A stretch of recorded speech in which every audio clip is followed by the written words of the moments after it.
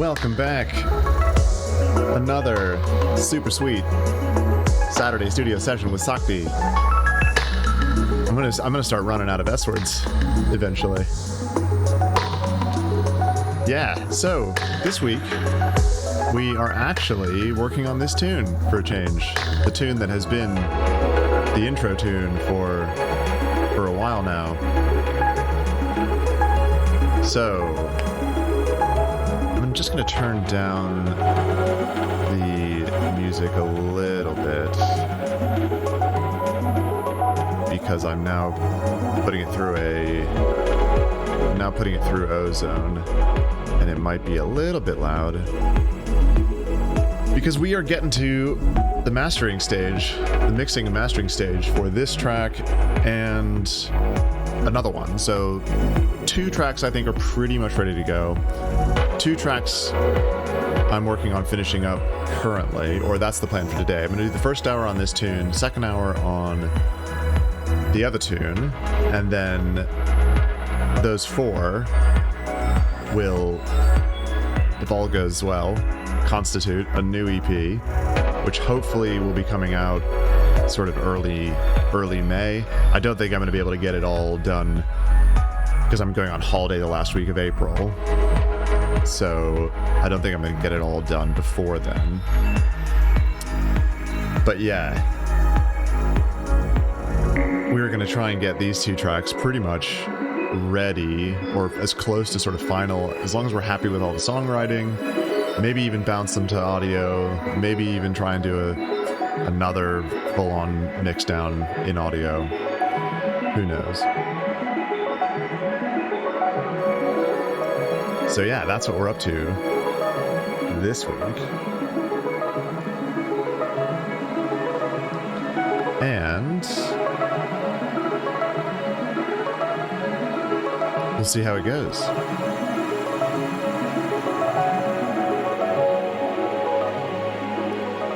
So yeah, this track may have changed a bit. Actually, probably has changed a bit since we last worked on it on stream.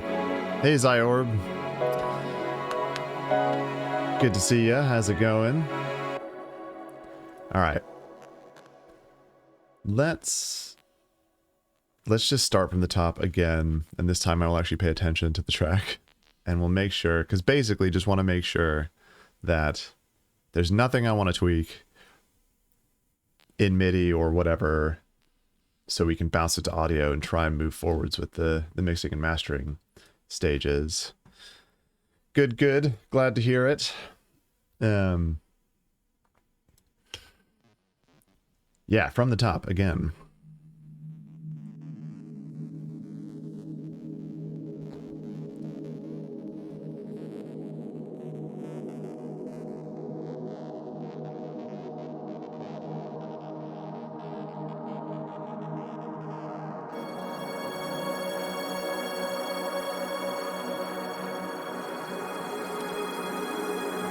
I did not. I did do one course on electronic music production when I was at university, but it really didn't like make much of a difference for me because they were using a program called Digital Performer, which I don't even know, it probably still exists, but it was just like one of the most cumbersome DAWs I've ever used. And at the time I was using Reason. And this was probably 5 or 6 years before I switched to Ableton, so it didn't really, yeah, the course didn't do a whole lot for me other than sort of learning a bit about actual studio stuff. And by studio stuff I mean like the proper way to like power condition amplifiers and the right order of operations for turning on a bunch of high-powered audio gear so you don't blow everything out and that kind of stuff. That was probably the most useful thing that I learned in that course, not the actual like production side of it. But anyway, oh, you're a Reason user? Are you still using Reason? It's come a long way since I last used it. Used to be. Cool, cool. Are you what are you on now, or are you taking a break? 3.0 to 5.0. Yeah, I think I stopped before even 3.0. I think it was like 2.5 or 6 was the last version of Reason I used. Ableton, yeah, right on.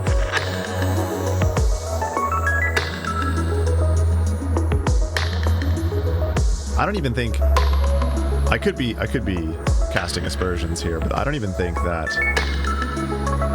when I was using Reason that it could do audio. It was all MIDI, as far as, at least I never played with audio through it. I think they only added that later.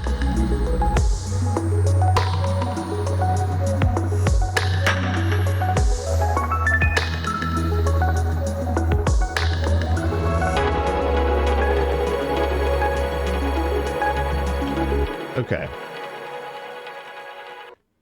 Let's just make sure, for starters, why don't we make sure these drums are leveled appropriately. This glitch layer is cool, but you can see like how big the transients are for these like snare and rimshot hits, which actually I went in there, you can see the other day, I went through every single one of them and turned them down like 5 or 6 dB because they were just ridiculously loud. And I'm pretty sure, yeah, you can see the compressor's not working that hard. So it's probably much better. And we are going through Ozone currently and pushing it, but we're not pushing it that hard actually. You can see like how little it's actually compressing or limiting.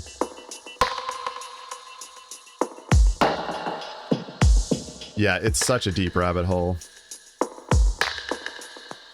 I have been, and I find that like every time I get into mixing and mastering stage, because that is definitely not my forte, I just like totally lose the plot, and I'm like, oh god, I have to relearn everything every single time I like try to master a track. Oh, I went down this deep rabbit hole of actually sounding pretty decent. I like how, I mean, you can see how punchy and the kicks and the snare transients are, but pretty decent. Let's unmute this group. So a couple of things actually that are probably helpful. I mean, tips and tricks that are out there on other YouTube channels, but just because I have been watching a ton of tutorials again recently to try and improve my mixdowns. A couple of little takeaways that I came across this last time, which were very helpful. Let's open up these volume faders so we can see what's going on more. So a couple of takeaways. I'm just going to close these down so we can actually see what's going on here. So, kick and bass. A good rule of thumb that I just learned was you want to try and aim for sitting the bass, the maximum peaking of the bass, about 3 to 6 dB below the peak of the kick. So you can see at the moment, the bass is probably a little bit loud relative to the kick. Now, this is, to be fair, that as a rule of thumb is much more for dance music, I would say. Because this kick bass relationship doesn't sound totally out of whack to me, although the bass is peaking much louder than I would have expected it to be. So maybe what we need is actually just a little bit of limiting. Oh, we're monoing. So we're already monoing. Yeah, we're sidechaining to the kick. Actually, we're double sidechaining for some reason. So we've got a sidechain input up top here, which is just a really loud, really short, really loud kick sample that is chained to the group, to the melodic group and the drum group. Oh, because I'm using, so I've got two different kicks because I'm using this other kick here in the second bit for the like 4/4 bit.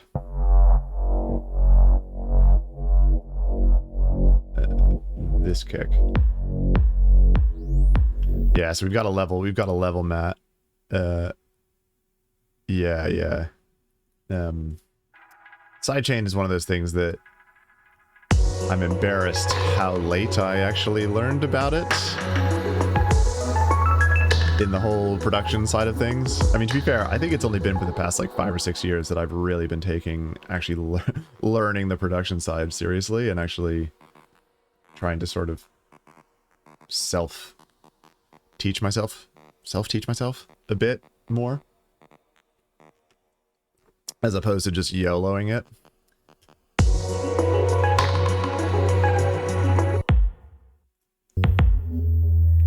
So let's see what's going on here. Let's look at that groove volume, actually. Okay, see, I don't know what's going on. Okay, oh, I think I was looking at the wrong fader. I think I'm an idiot and I was just looking at the wrong fader. The bass is sitting about 5 dB under the kick. Fine, I'm just an idiot. So that also helps. Pro tip, don't be an idiot. So that's the first section kick, and then the 4/4 section kick. Let's have a look at that.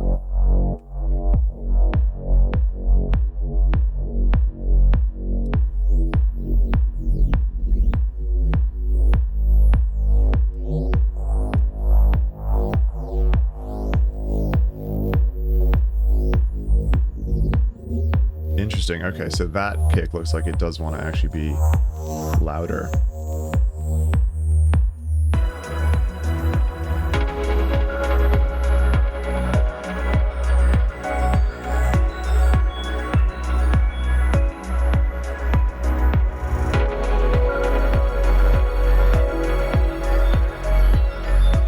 The other thing is too that we've dropped down, the bass line drops down to like the low F in that section, so it's going to be pushing a lot more heavy low frequencies in this bit.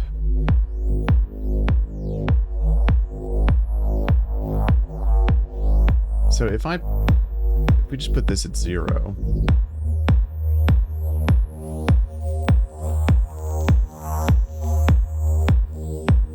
yeah, I mean, that's interesting, because that...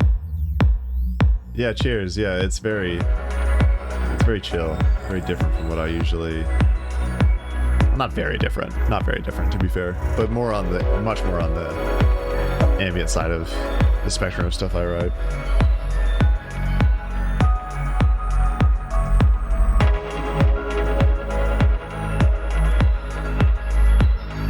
Yeah, I mean, that kick is sounding too loud to me now.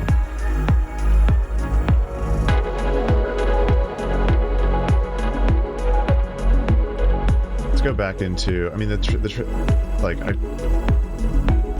I am mixing into a limiter, which I don't think is the worst. It's, you know, something that everybody always gets. Look at that EQ curve that that Ozone applied. They were like, your spectral balance is all wrong. Although to be fair, it's only like a couple dB.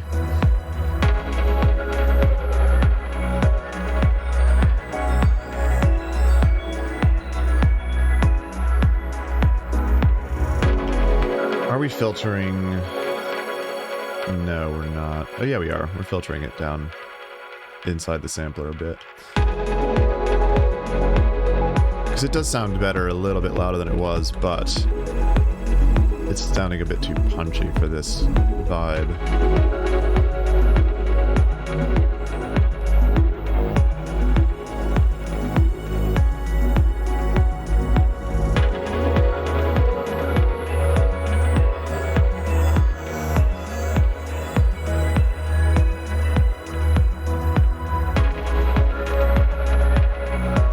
Still just sticking out too much. I don't know about I don't know about you, but for me, I mean, obviously with electronic music, the kick-bass relationship is one of the most important and most difficult parts, but kick drums specifically, for me, are just difficult to mix.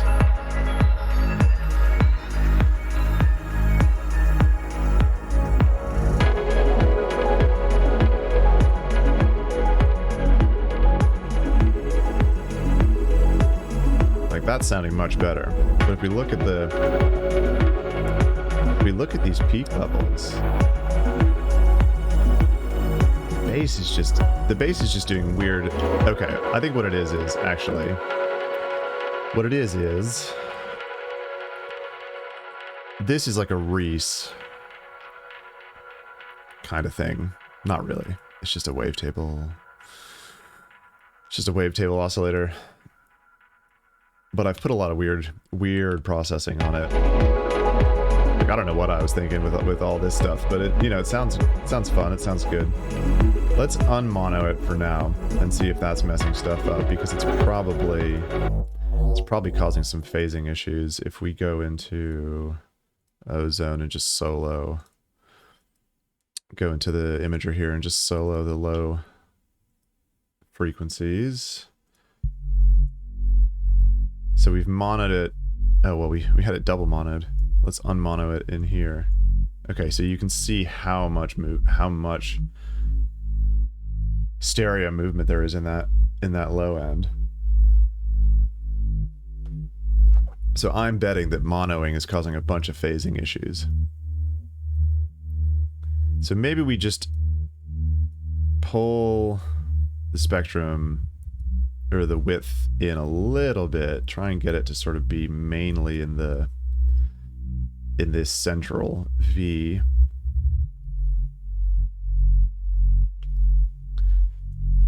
Let's bring in the kick, see how that sounds.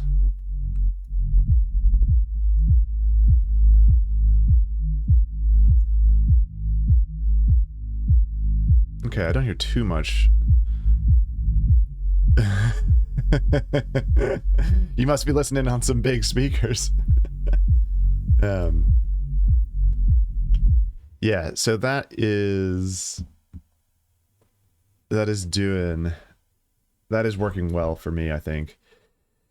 So that was the other rabbit hole that I went down. The other pro tip that I was going to share and space out on is monoing stuff.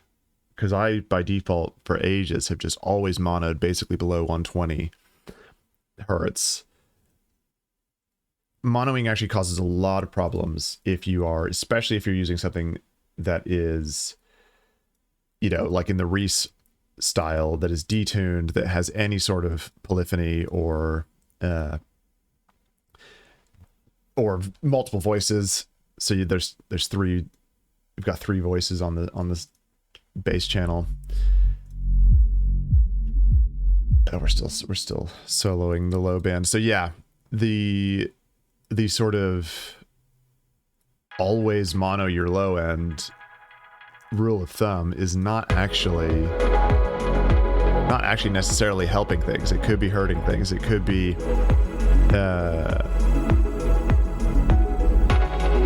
yeah. It could be causing phasing issues. It could, which is probably. Let's look back here now and see what the bass is doing. So it looks like it's much. It looks like no, it's still got big. It's still got some big level spikes. So let's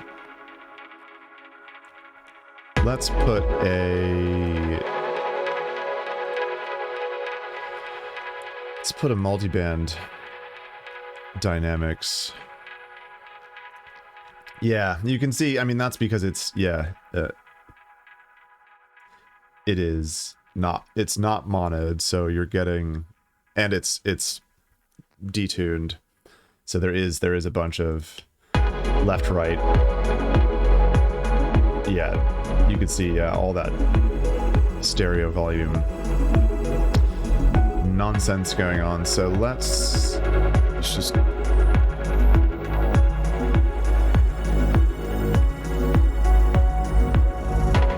Let's just bring this down.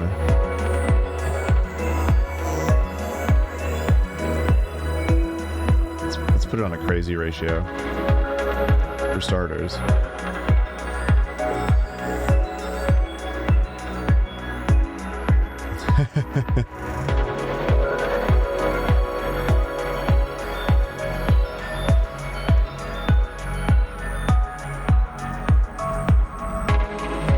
So a couple things we can do here.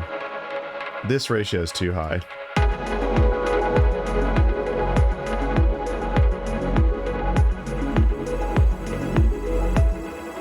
Okay. And then, that sounds a little bit better. And then we can get another EQ and do some mid-side and just cut some lows out of the side channels.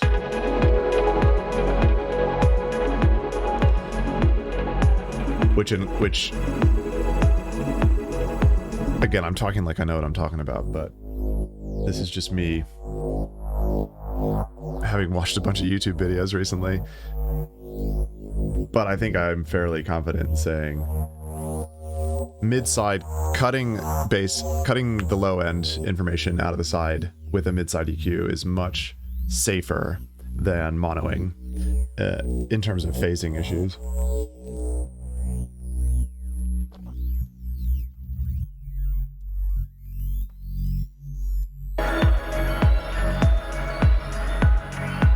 Damn, all right, look at that. Look at that. I'm learning here too. That makes a big difference in how much the stereo signal is the fluctuations in the peaks in the stereo signal for the bass channel. That has made a big difference. Mid-side EQ. I don't use it enough.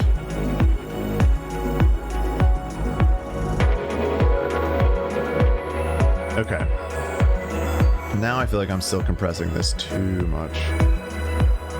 Maybe just bring the threshold up a bit more.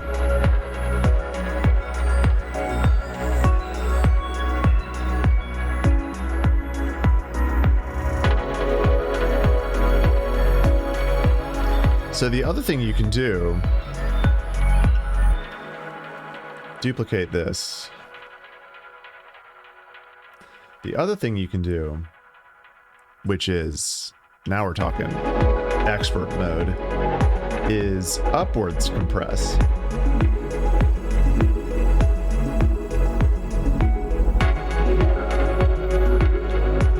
So we are now doing downwards and upwards compression on the sub, on the low end of the bass track. So if you look at this channel now, it is much more stable. It is not fluctuating nearly as much in terms of peak levels or difference between stereo levels.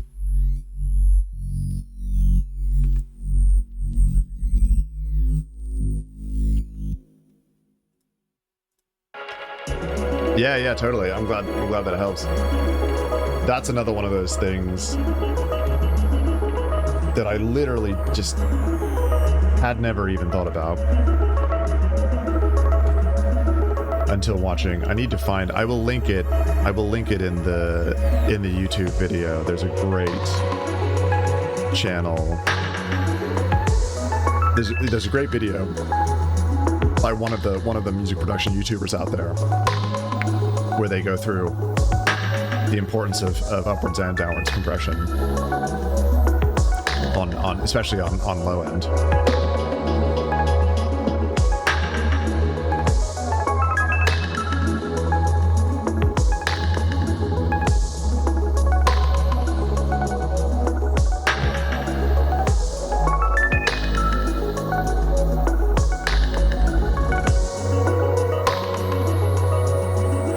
Take this channel down a little bit more. I'm gonna have to do all this over again on my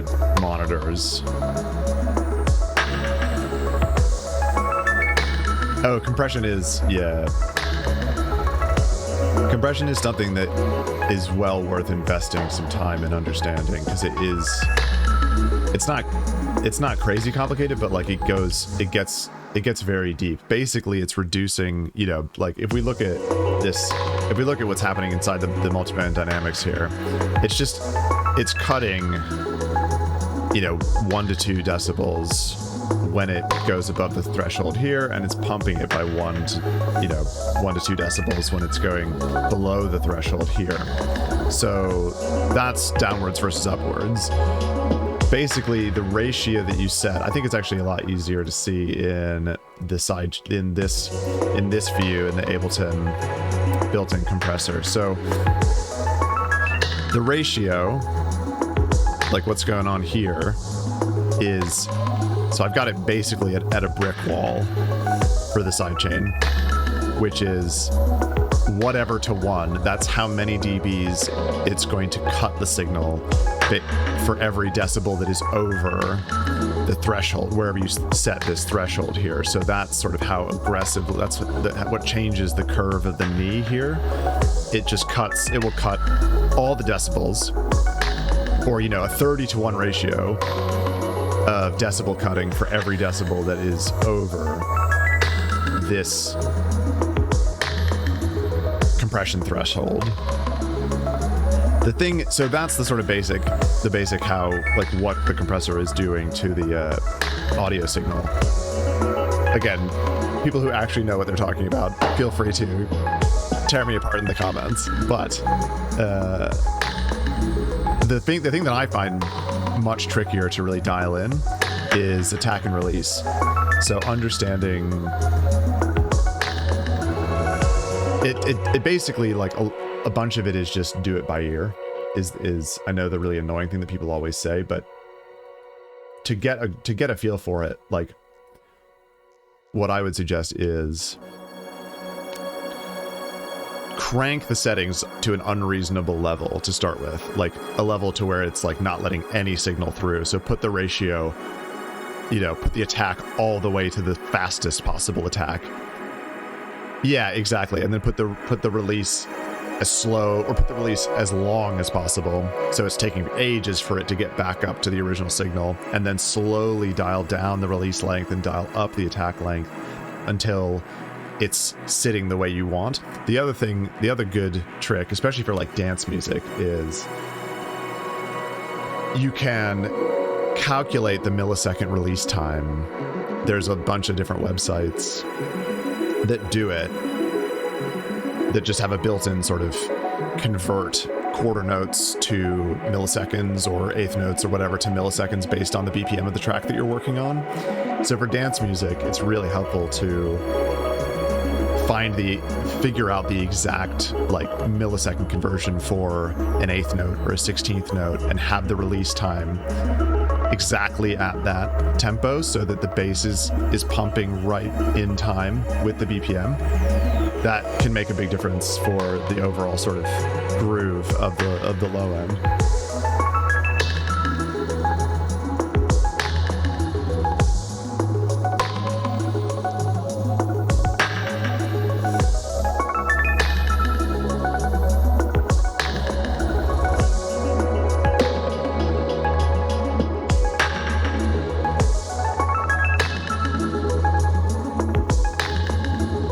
This doesn't matter that it's speaking, because that's just the sidechain channel. It's not turned on.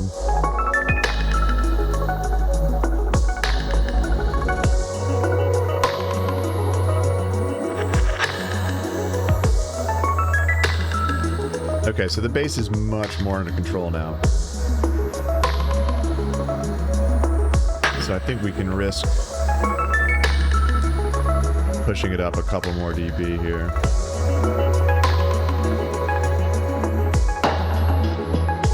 Then, yeah.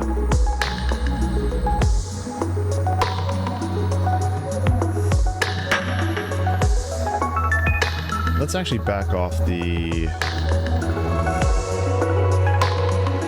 Let's back off this.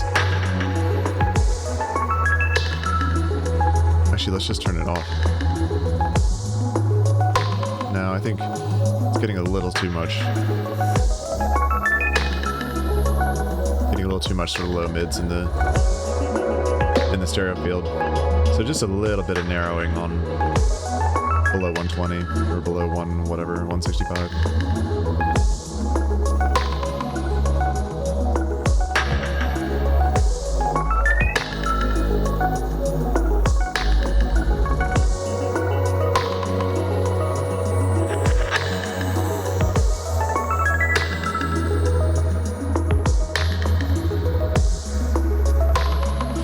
You see how much... Hey, Cliff Brat. Yeah, this track's basically done, writing-wise. I'm deep in mixing mode at the moment.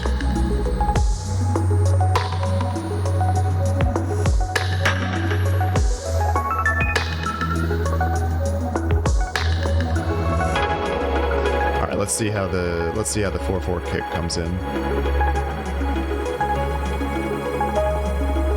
Yes, I was saying at the top of the stream, I've got 2 tracks recently that I've finished up that I'm pretty happy with. I'm going to be working on this one about another half hour. Then the second hour, we're going to work on another one. And then going to have a little 4-track EP coming out, hopefully. Early May, first or second week of May. If I can get everything, if I can get my act together and get everything finished in time.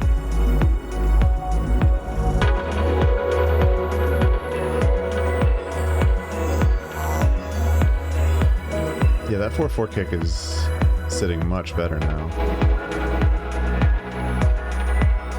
I mean, really what it is we've just gotten that sub under control.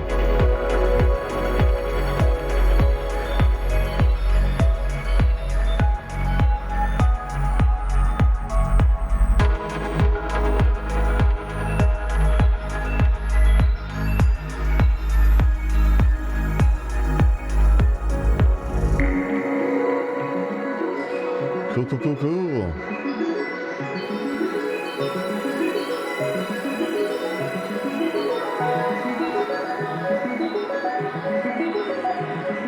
So yeah, I don't know. I'm debating. I think I will do this off stream because I think it's boring. Probably going to be boring to just watch the track render. But the next sort of level down into the weeds on the mixing front is going to be to bounce all of these individual stems to audio and then redo the mixdown from scratch in audio. What's this MIDI channel? Oh, that was the Paul stretch. That just had Paul stretch on it. That's fine. We don't need that anymore.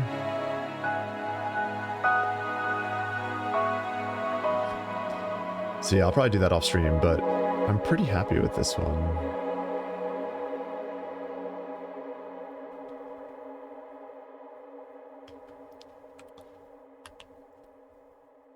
I think actually, I was saying I was going to do like 1 hour on one and 1 hour on the other, but this one feels like it's relatively ready to go.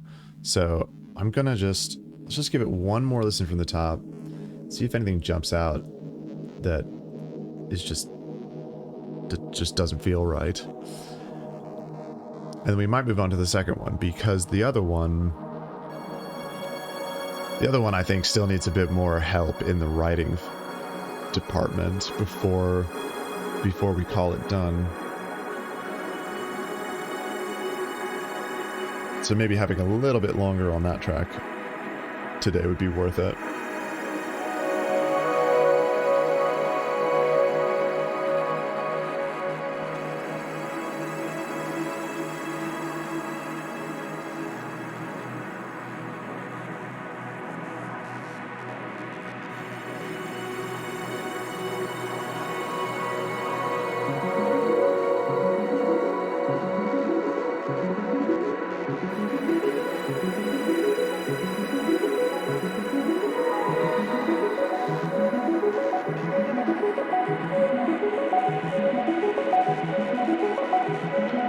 grab a second EQ here.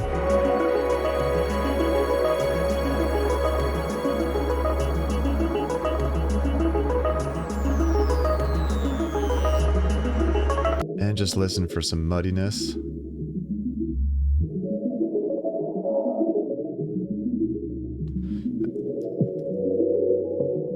That actually feels pretty well under control.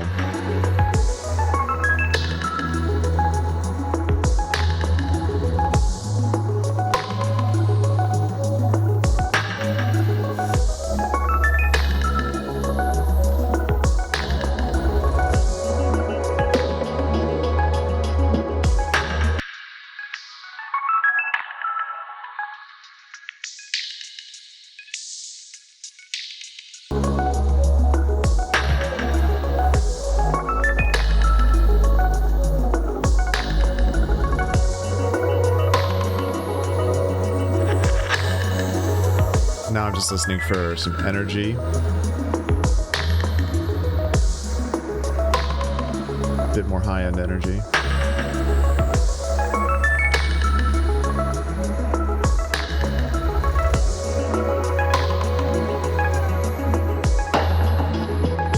Usually in like the 1 to 3K, because that's where the human voice is.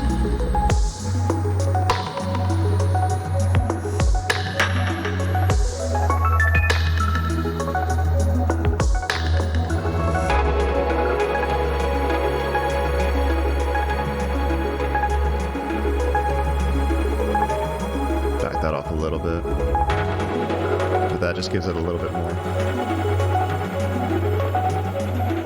Feels like it's adding a little bit, a little something, something.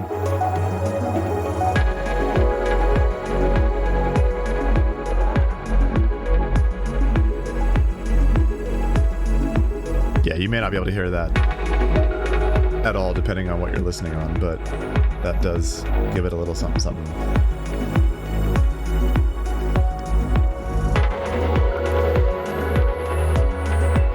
And let's also make sure we are shelving off.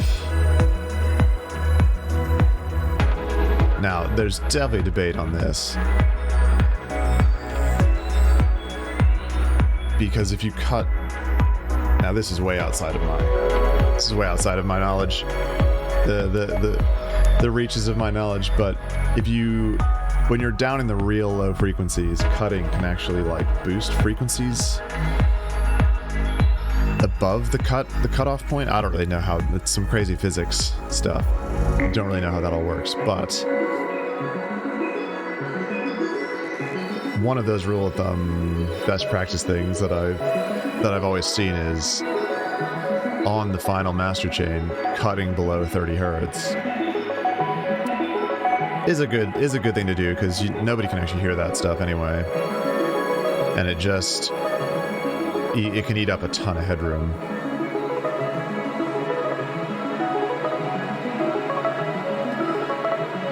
Let's check out how hard the dynamics are working. These are all really low ratios. Let's put it on 2. Let's put them all on 2 for starters.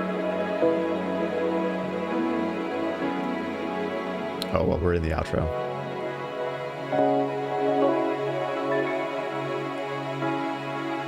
Fine.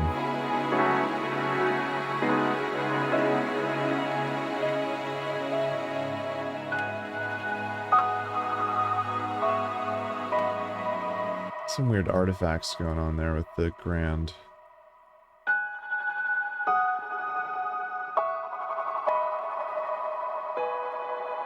It's got to be the fracture. Let's try just... Let's try automating the dry wet of the fracture down here and see if that gets rid of it.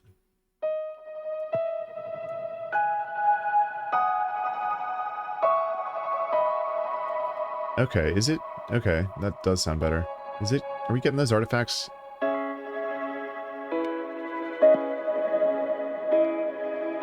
We are. Okay. Let's put another EQ here and cut the low end a bit more aggressively on this. See, these are the things. This is why it's worth it to just sort of take your time.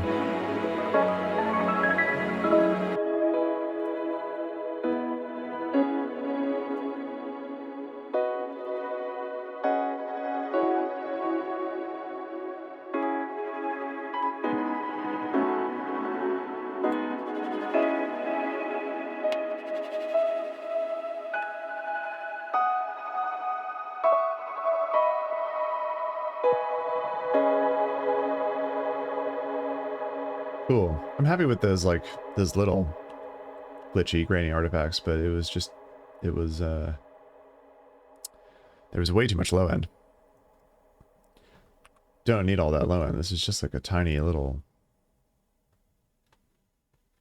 you know, twinkly lead layer. Doesn't need to be punchy in the sub. So, cool. That is decent for that one. And this was the other one that we wanted to work on today.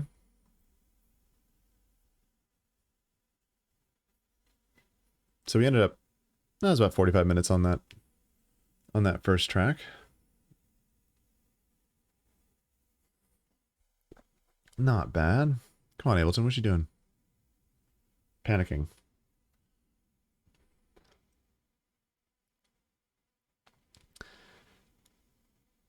There we go. There we go. This is a big project. 60 tracks. That's a lot. It's a lot for me. And we're going into Ozone on this one too. So that's good. So levels should still be good for everyone.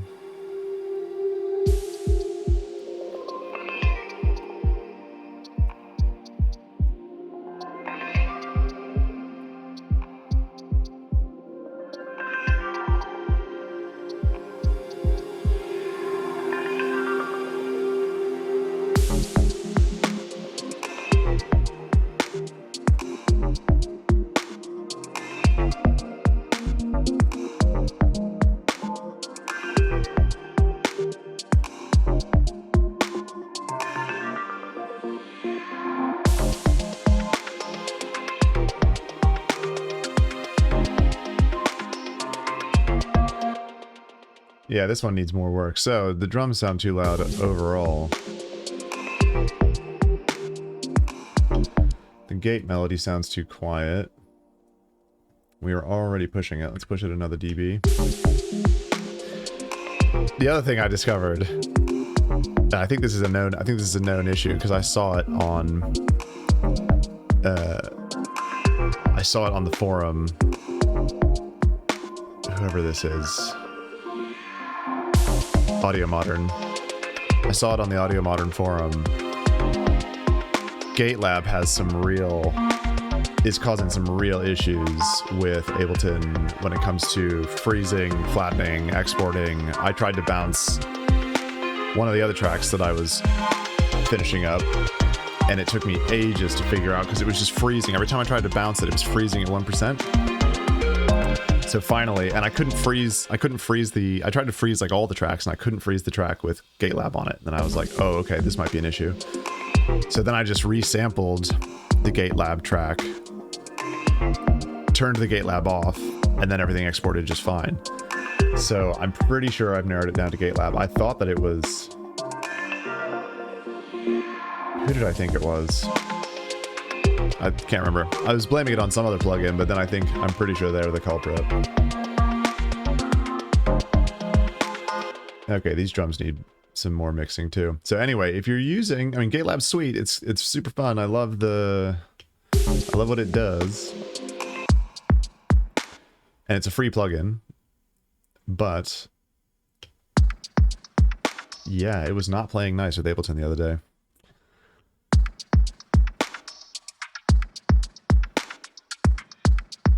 Okay, one of these is sticking out too much in the mix.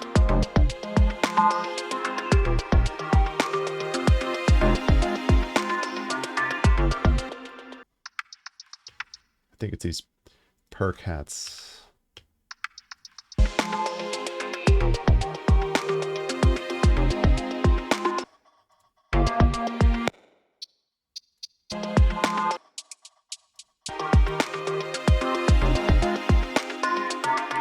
turn these hats down a bit too.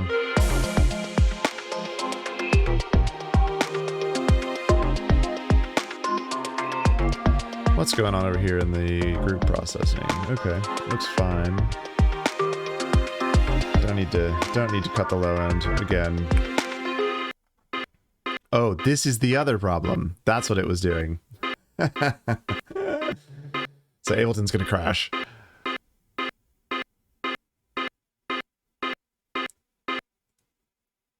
But yeah, this is the other issue that GateLab is causing. Anytime, see the audio. Look, the audio's back now. Now that it's gone through its error, the audio comes back. It's playing like nothing happened. But oh no, it's actually crashed. So yeah, that's the other issue that I discovered was actually being caused by GateLab, because there was another track that was just crashing all the time when I was working on it. It was really frustrating, and it's anytime, it seems to be like not every time, but randomly, if you add or delete any plugin, stock or third party, to any channel, even if it's not the channel that has GateLab on it, when Ableton is playing back, it'll just freeze like that and crash. So I've already sent a bunch of those crash reports to Ableton, but I'm pretty sure it's not their fault. So let's save this now.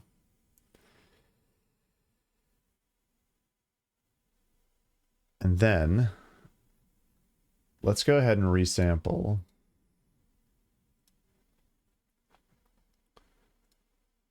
Oh, this is going to be dull for everyone.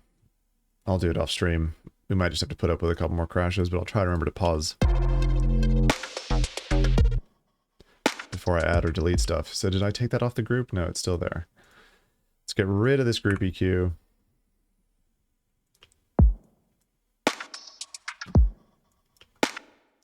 And let's... This looks to be like the full-on... Yeah, this is basically all the channels. So let's...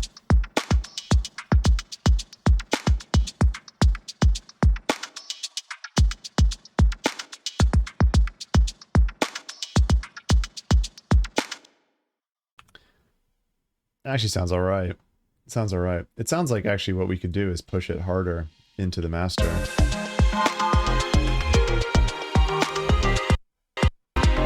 Oh, see? That was almost a crash. We are not pushing this very hard. Let's push it a bunch.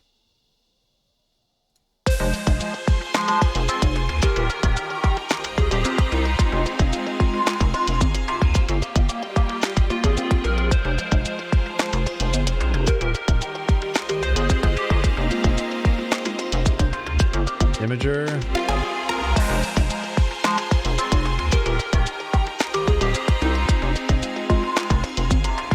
Yeah, I'm a bit reticent to really aggressively mono the low end anymore. After I discovered, not on these tracks, but on another track I was working on, tons of phasing problems. Because it was a Reese, of course. A Reese with like 20 voices.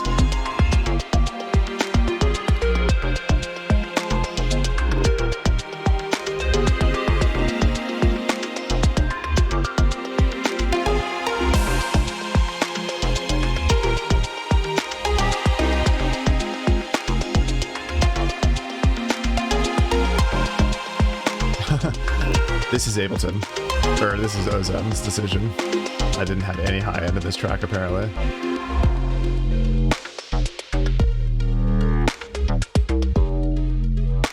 Yeah, kind of needs that, but then it's also dynamically compressing.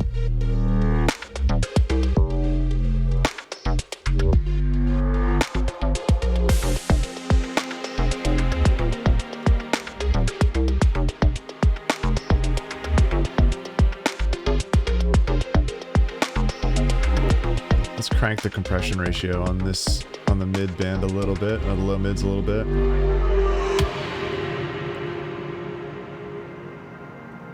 Maybe back it off. 3 to 1. Let's turn down. Oh, excuse me. Excuse me.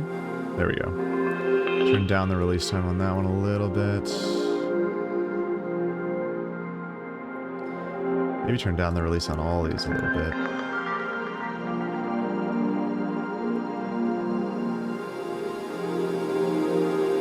Again, this is me just YOLOing to a certain extent when it comes to compression.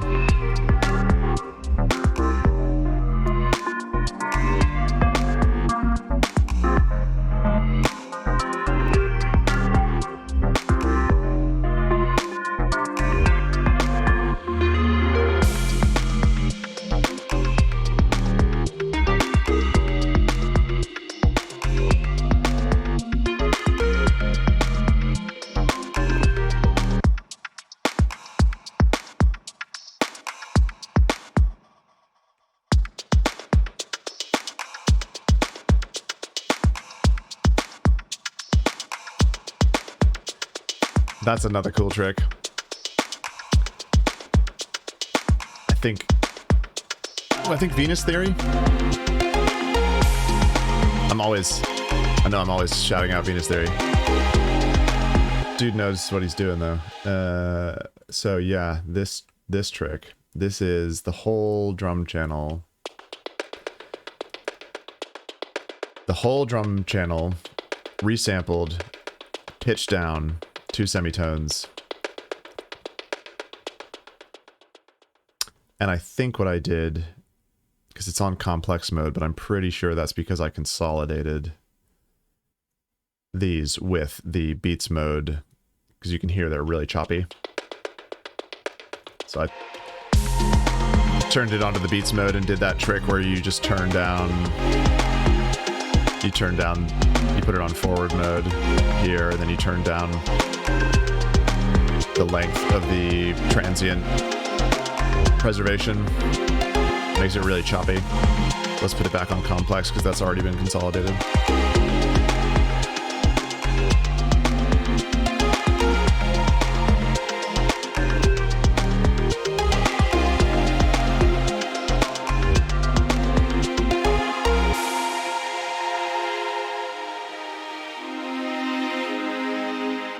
Okay. Actually not... Doesn't need as much work as I thought, this tune.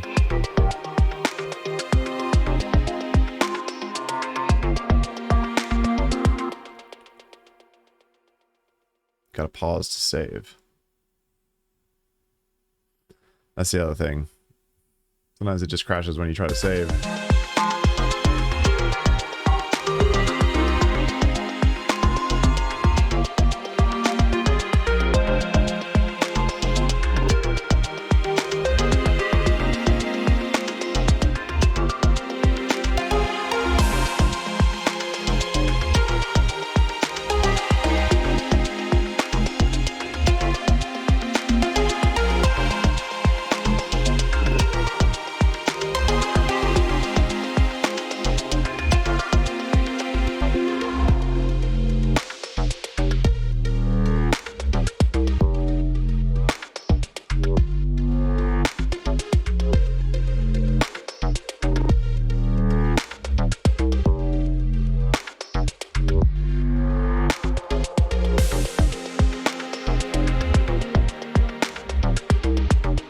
Happy with how this bass line turned out.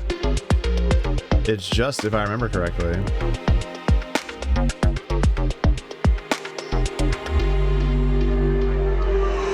yeah, it's just Tal. It's just Tal bass, another free plugin mono bass synth. I mean, loads of processing on it, as you can see.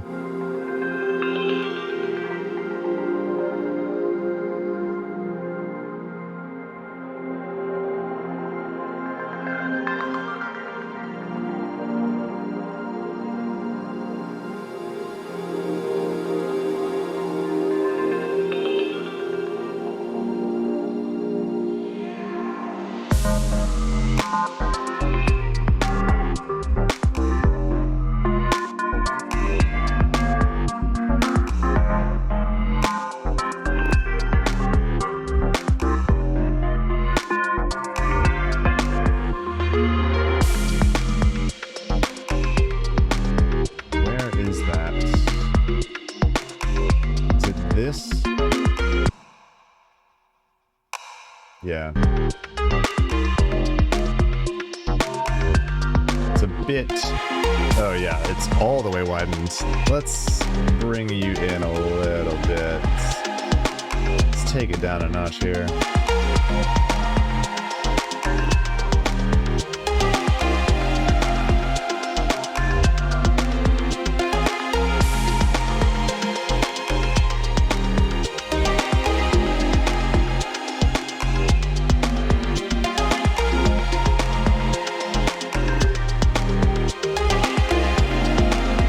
I was really enjoying playing with the strings on this track. Super fun.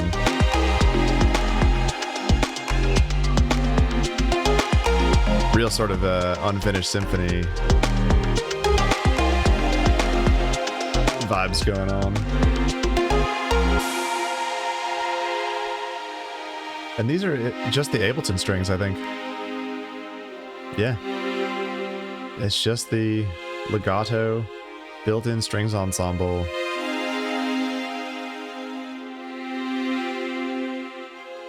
Is that literally... If I got group processing? Yeah, okay, so... Just some neutron and hybrid reverb.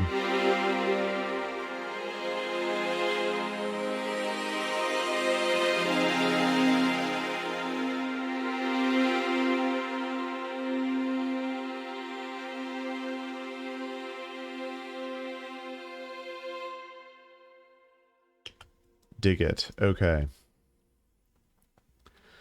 Cool. So let's do a bit more on the master channel. So let's just turn off that ozone. Let's grab another ozone. This is something I like to do as well because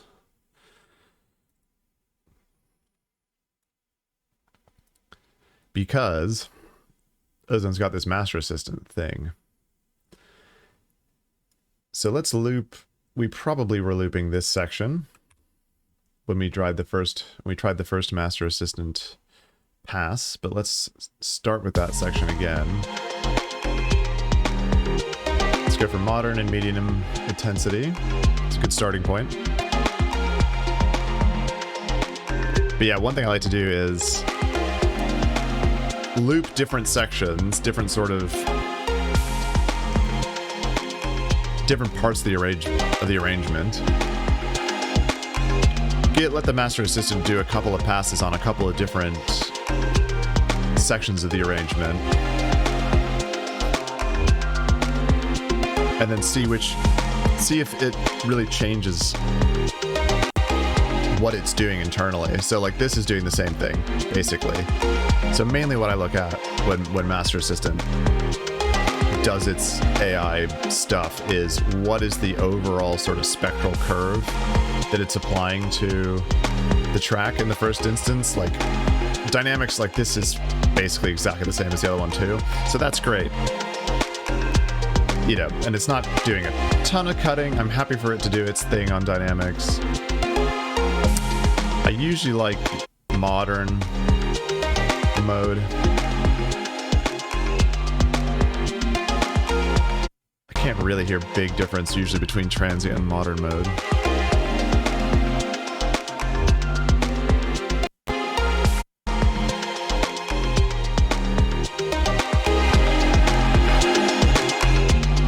Push it a lot before it starts distorting.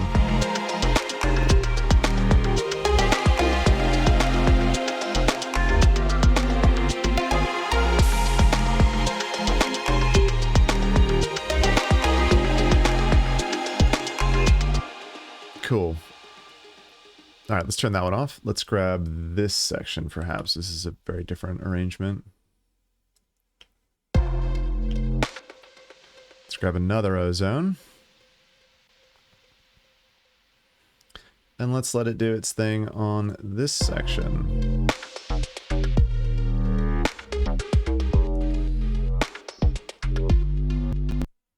See if we get a totally crazy spectral curve. Oh, yo, ground fault interrupt. Thanks for the follow. Oh, it pushed its it's pushing the maximizer way harder in this section. That's interesting.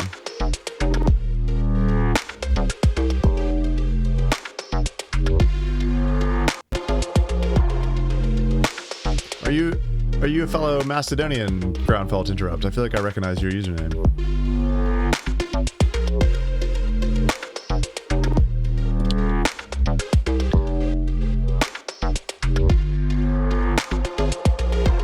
Look at how it's oh, so it's put it on transient mode. Interesting. All right, what's the spectral balance? Okay, basically the same spectral balance. So that's actually encouraging. So if we switch between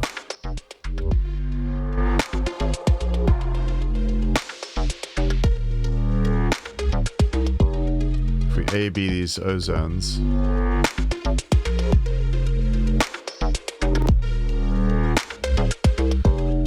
Okay, they're not level matched, so it's gonna make it a bit more challenging. If we just bypass, I don't want to blow everyone's heads off. Let's just turn off the maximizer.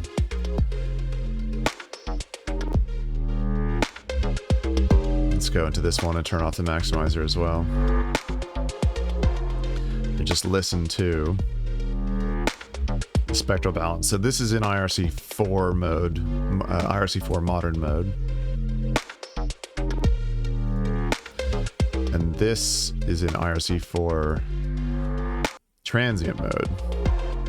Oh no, but that doesn't matter because the maximizer's turned off.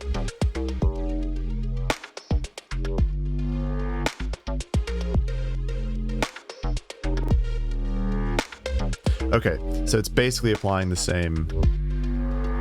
It's basically doing the same thing to the EQ on both of them. It's just cutting the bass a bit harder on this one because this is obviously like a sub-focused section.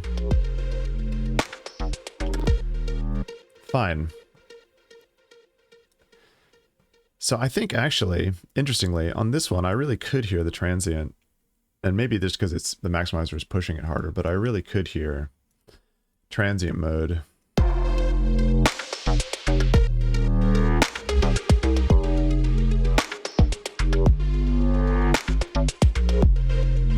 Let's see what else. Let's see what else. What the other differences are. This is a really helpful way to just learn like how different settings on Ozone sound different. So it's pushing the transient emphasis a lot more.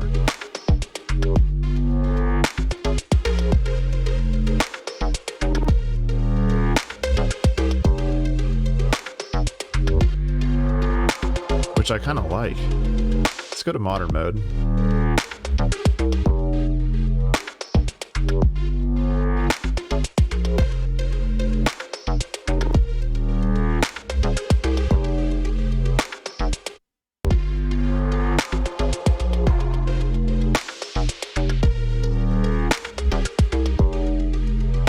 Interesting.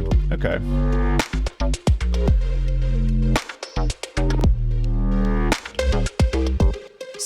So after saying I didn't think I could like hear any difference really. I feel like I can really hear it on this tune.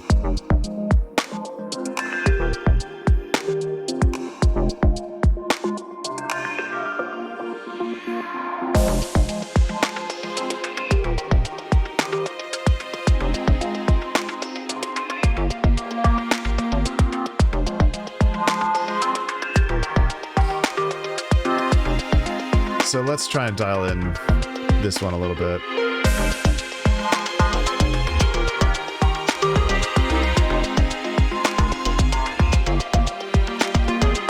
I like to image it at the beginning. I don't know if that really makes much difference.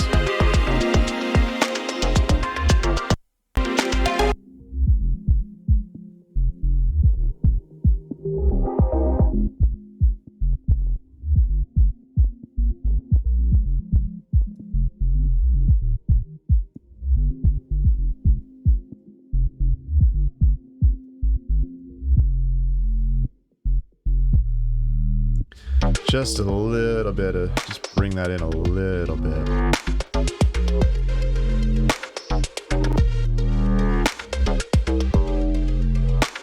Yeah, it's telling me that my low end is too high.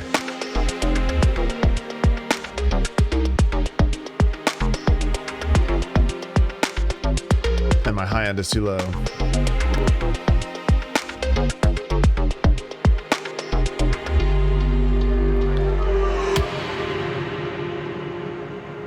And I'm very happy for, personally, I'm very happy for Ozone to just decide what the correct overall spectral balance of the track should be. I mean, you know, maybe a bit on the lazy side. Could go back through and just, you know, adjust the balance on every single individual track.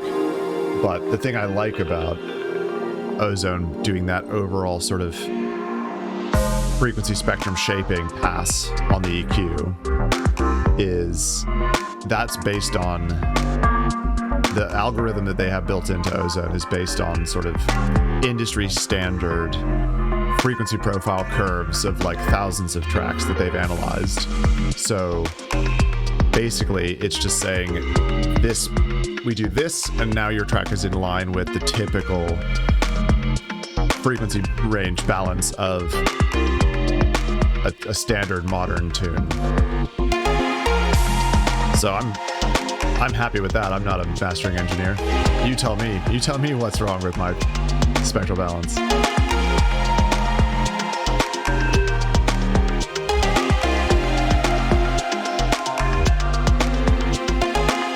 All right, we'll loop this section for a sec, go back into Ozone. Oh, almost a crash there. And I like to put the dynamic EQ before the dynamics, before the compression section, because I think it makes the compressor then not work as hard.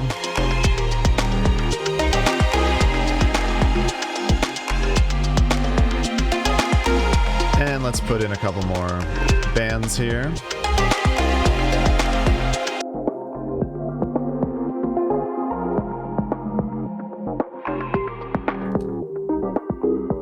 So basically just try and make sure you're capturing. I don't know why I'm trying to give anyone any tips on mastering. I don't know why this has turned into a mastering tutorial stream. It's just all stuff that I'm just regurgitating stuff from people that are much smarter than me that I've picked up over the years. Basically just trying in the bands to capture, make sure you're capturing sort of the, like, you can distinctly hear the groups of instruments that you're capturing so that you can then apply compression appropriately to those instruments kind of exclusively. And usually what I like to do is put all the ratios at 4 to start and then back it off.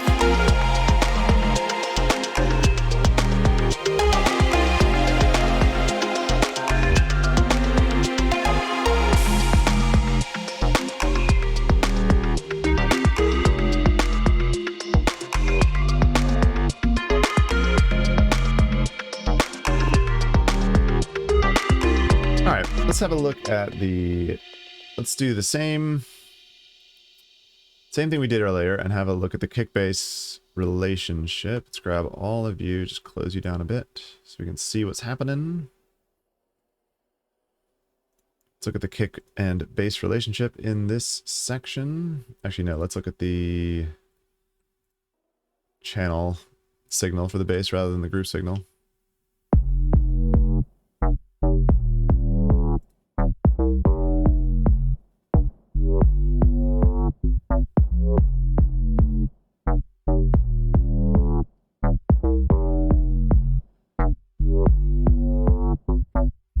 Okay. So, I think we do listen to Ozone.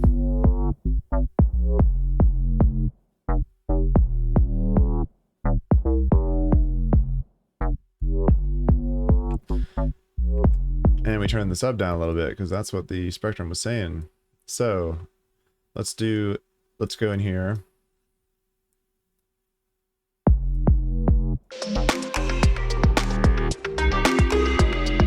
Yeah, that does sound better immediately. And let's do the same thing with the multiband dynamics. This might be my new favorite trick.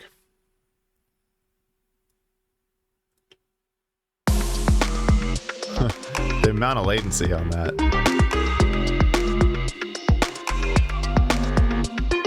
It's like a full second after or at least half a second after I hit start.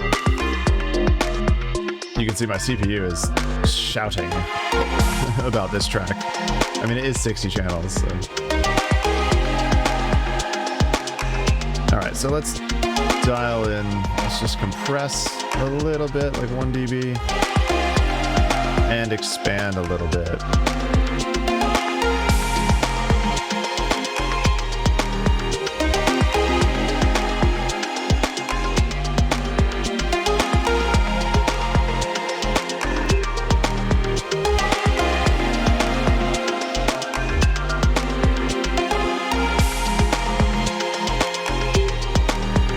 Actually, let's put these compressors on the group because got spans all over the place.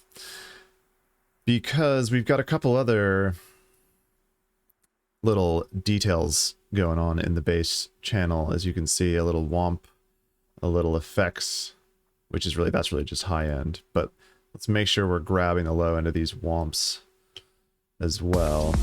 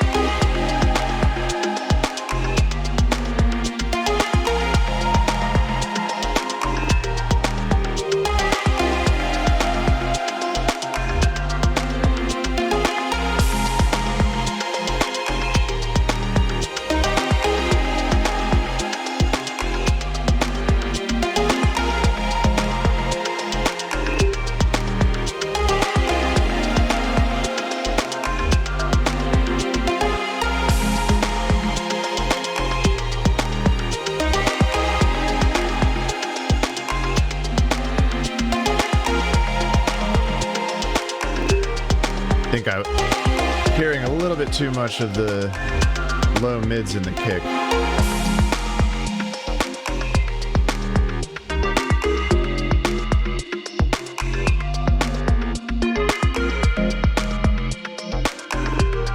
Yeah, you can really hear that when you AB it. This is something I've found. I mean, maybe I'm sure there's a lot more to learn to understand about mixing kicks, but from my experience, they are usually just, or maybe it's just the kicks that I always use in my my favorite kick samples to go to or whatever, but like it's always in this like 2 to 5 or what is it, 100 to 1,000, probably a bit lower than that honestly, usually around like 2 to 300, 2 to 500. Having too much of that spectrum in the kick just just clouds up the entire mix. It's really interesting. And maybe that just means I'm mixing my kicks too loud or something. I do not know. But I feel like even when I've got the kick sitting right, just cutting a little bit out of the low mids in the kick channel just always makes things feel better. It makes the mix clearer. All right, let's give this thing another listen from the top. We're moving swiftly through these.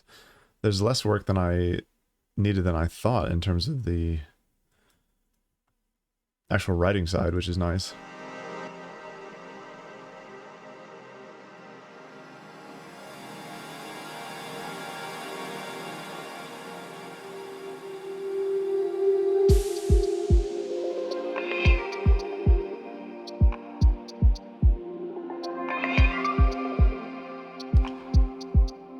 Let's take these EQs, because I'm pretty sure this is the same kick, just really heavily filtered. Let's put those EQs on it. Get rid of the original one.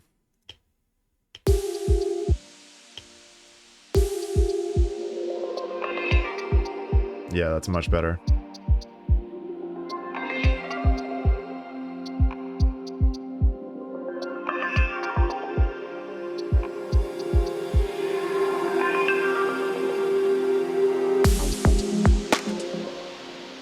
Okay. The other thing that we can do here, which is sort of songwriting, but not really, is I found recently on a different track I was working on, I was like, something's just missing. And I think it was noise. It was noise. And a lot of times I just don't, like, I've got some noise in here, but I just don't think about it really when I'm writing. That one's, the beginning of that one's okay. So let's add another channel in here. Call it noise details, and just adding a little bit more sort of interest and movement in some key sections of the track. It's gonna be way too loud.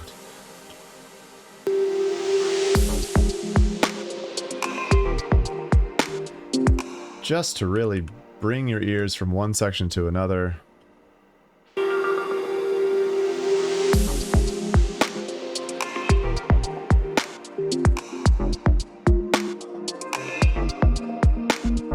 Yeah, it's interesting because there's this other tune. I was like, I'm really happy with the instrumentation here, but it just sounds a bit boring. And then I just added some white noise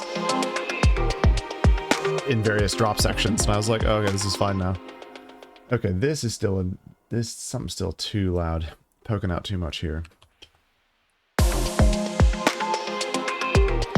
It's probably this chunk. Oh yeah, because I've got, yeah, there's a magic dice on here doing a bunch of magic, which just sounds like a lot of delay, so you're too loud in this section.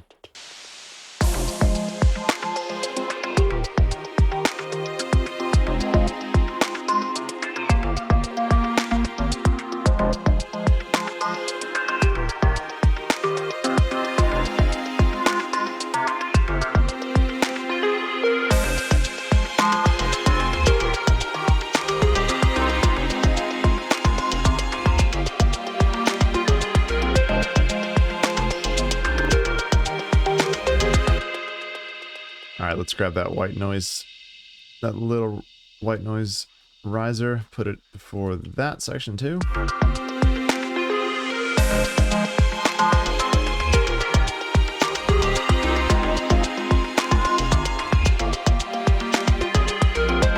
think this group's too loud in general.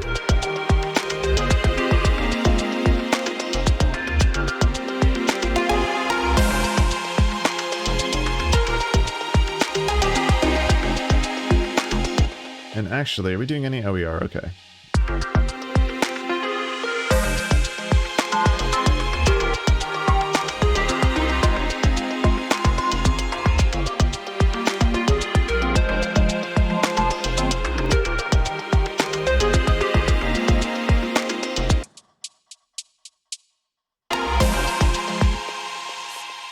I don't know what it is that's still bugging me about the drum mix.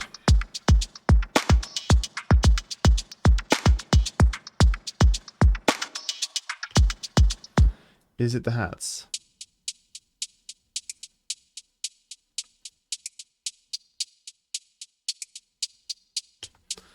Ugh. Oh, look at, yeah, look how much I'm cutting out of that. So that there's an annoying.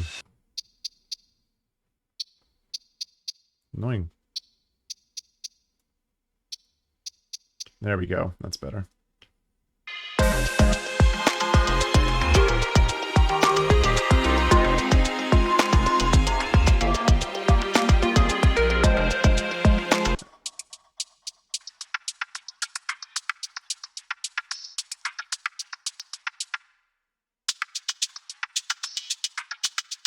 These are too loud. These small hats.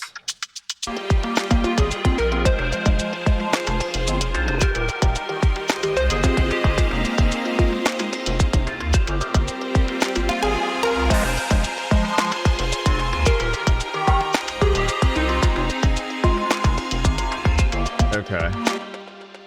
Yeah, that's better. It's just those little hats are too loud.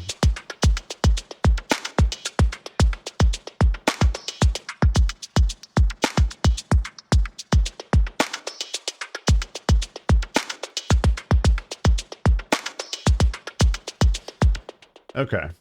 That's sounding better.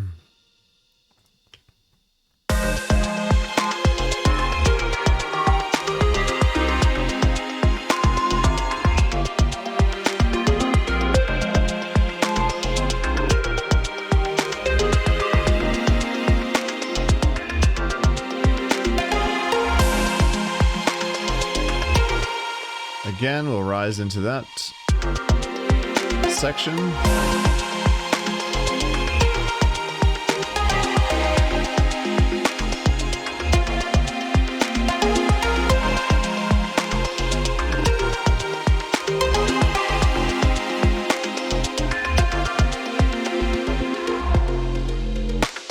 Maybe we don't need a riser there.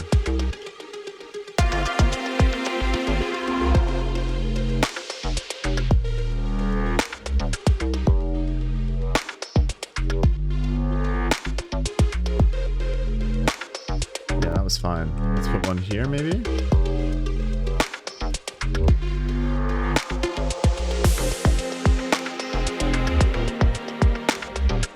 That can probably be a bit quieter there, though. It's not a very noisy section.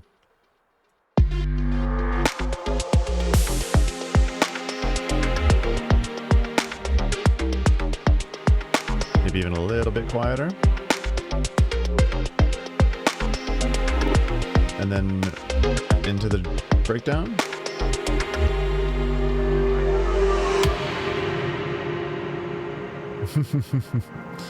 I love that big dramatic, like,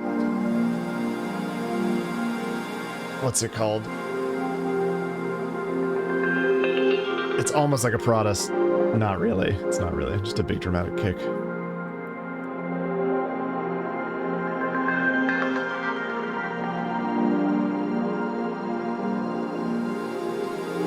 You see, we've called it Drama Llama.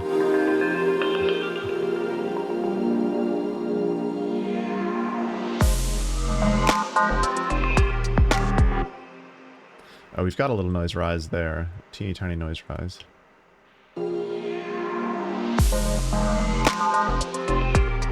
Cool, cool, cool, cool.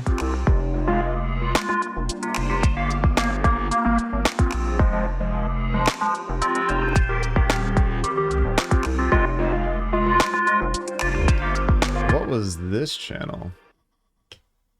Captivity. Oh yeah. We're not going back to that. I found these on Splice, I think. These there's a whole sample pack of like magical chanting type, like just one shots and phrases of like magical words. Captivity.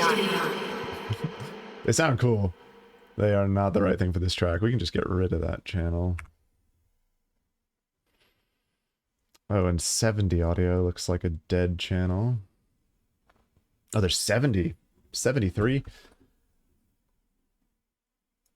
Yeah, there's nothing on that one. Okay, 72. Only 72 channels. I don't know why my CPU is yelling.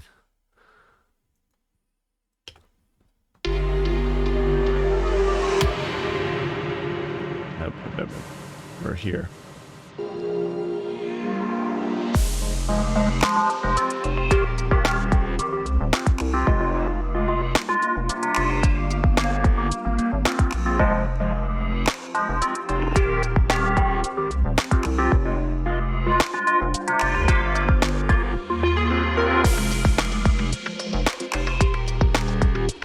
Let's sweep up into this section.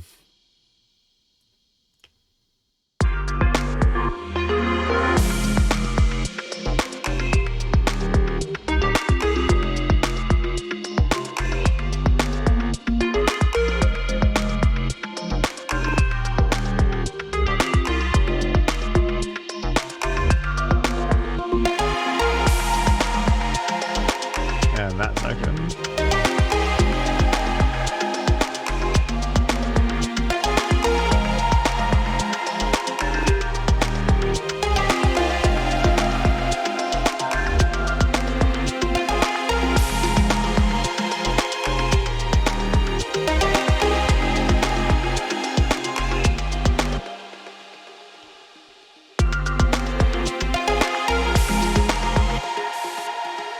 Let's mute or just get rid of that.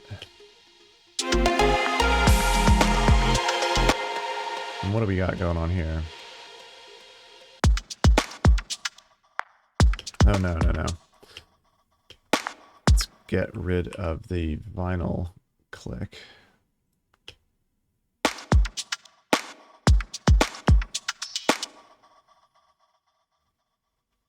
Okay, cool. And maybe we can bring back in a couple of hats or something before, just into the snare.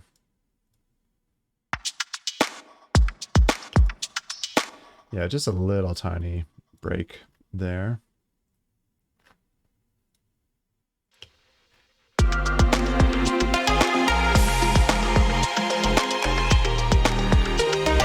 Maybe extend out this noise hit for that section, because it's the grand finale.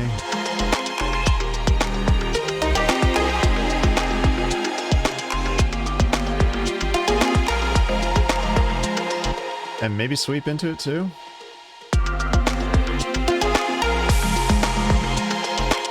It's so quiet. Let's put it back to 0.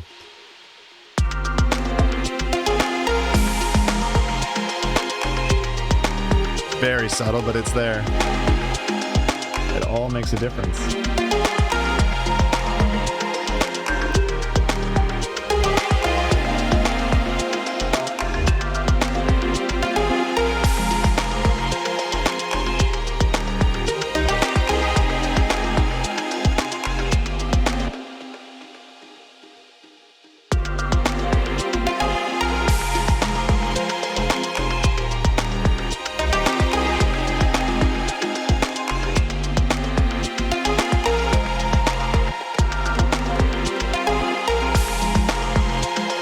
Cool, I like that little break.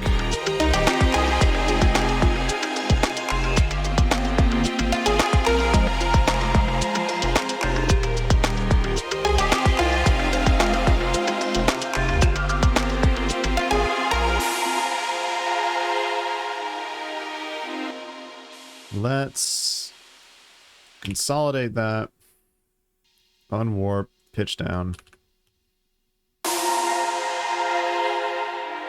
No, no, no.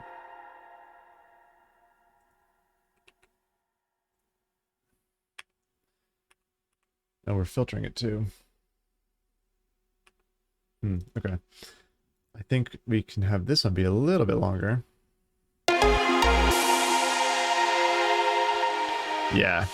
Just turn it down a couple dB.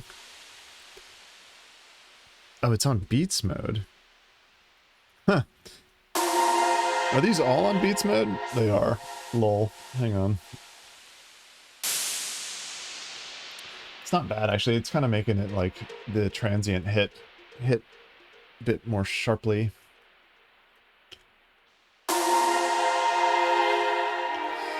Okay, now let's consolidate it and pitch it down. Unwarp it.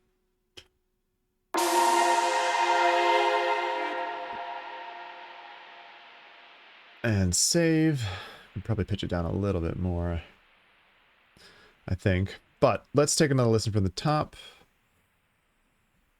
Just right quick. And I'm just going to run to the bathroom. And I will BRB.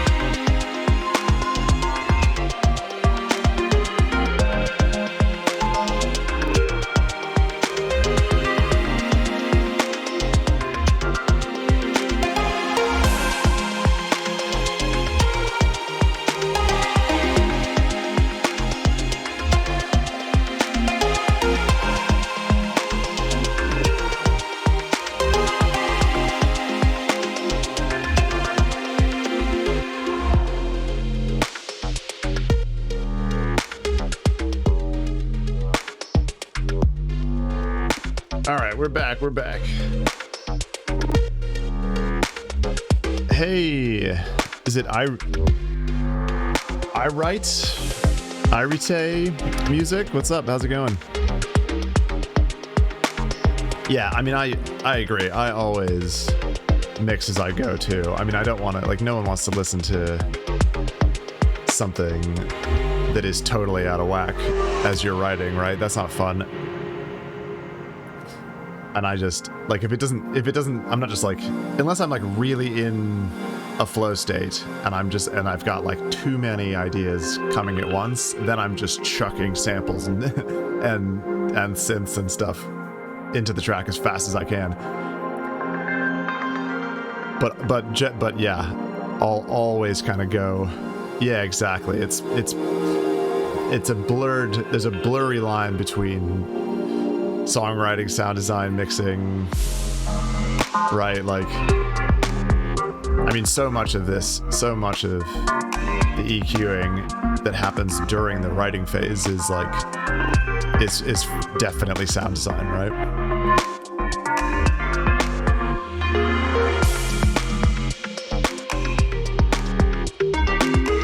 Yeah, 100%. The only plugin that I have spent money on recently, or I will spend money on as soon as the trial expires, is Soothe, because Soothe is just such a good plugin for identifying those harsh resonances and just dealing with them.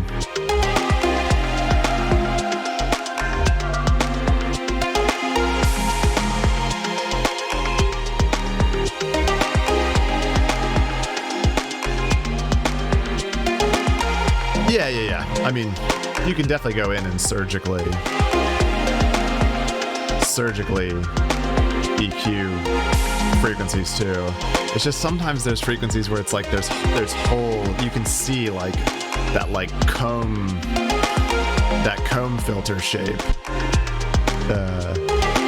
of resonances, and I'm like, okay, no, Soothe, just deal with it.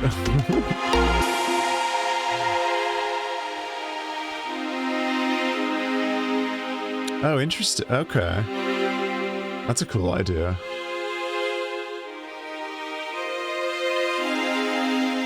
Nice. Yeah, I haven't really tried Soothe for much sound design yet, because I've literally just got it in the past week or two.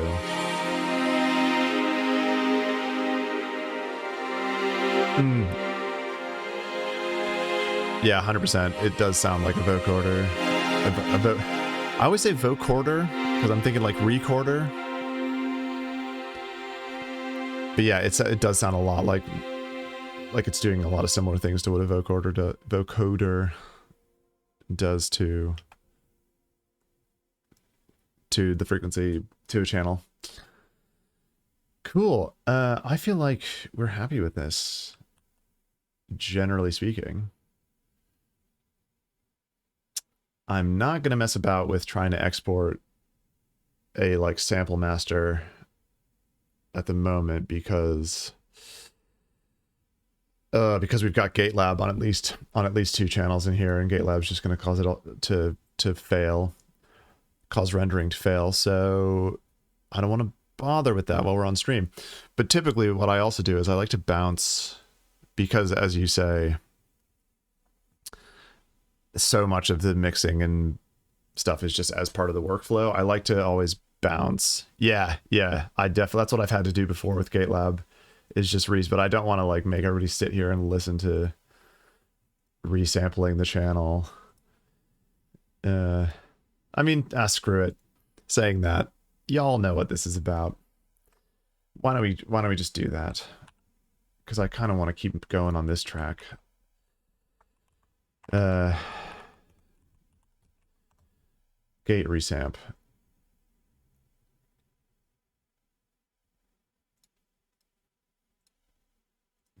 And then we can just have a quick chit-chat while this is happening.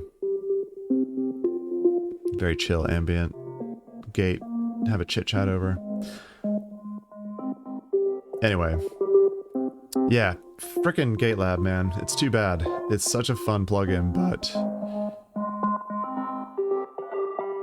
it is just causing all sorts of problems with Ableton. I don't know if it's happening. I don't know if other folks have experienced that in other DAWs as well, but it's been causing me headaches recently because I've been using it for a lot of this kind of gated stereo widened sound design. Anywho, it's a free one. It's worth grabbing. I mean, hopefully they you know, release a patch soon that addresses this issue. I'm sure they will do. But as far as free plugins go, it is pretty cool. I think I've just got one on the group channel, but like, it's really good for these, like, for trancey style. Yeah, there's so many ways to do it, but it's like it's a very quick hack, or not hack, but it's a bit of a shortcut, and you can get some cool stuff. And this thing I really like about it is the randomizations. If you put it on infinity mode, it always randomizes, and then you can also crank up this like granular mode, and then it changes these steps from like solid 16ths to like half steps or double or triples. So you can get a lot of really cool sort of granular stuff out of it, and it's really interesting for drum sound design too. Does Kilohertz have?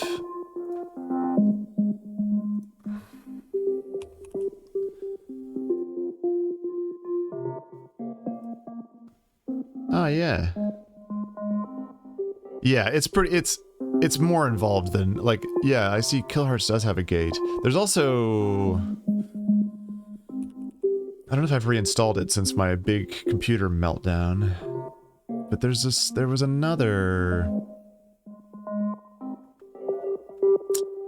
other plugin.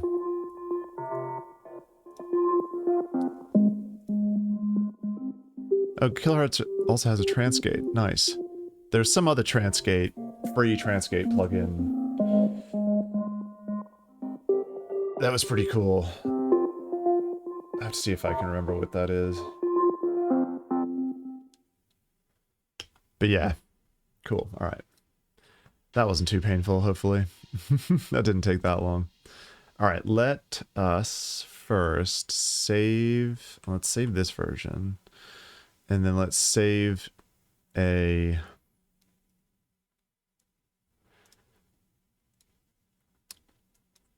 Let's save a V2, just so we still have this, the original channel in V1. Get rid of it. Now we can bounce. I think that's the only thing that has... Who knows? Who knows where else I might be using GateLab? I don't think I am. Oh no, it's on here as well.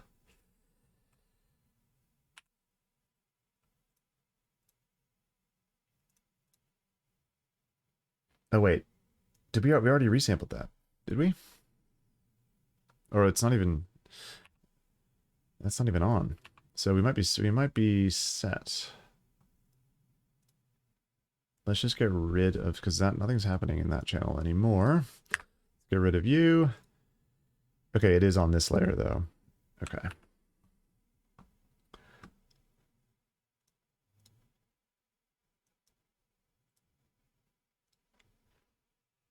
All right, resample. Resample mode. Nope. Incorrect. It's resampling my voice, I think. There we go. Let's get the actual audio here.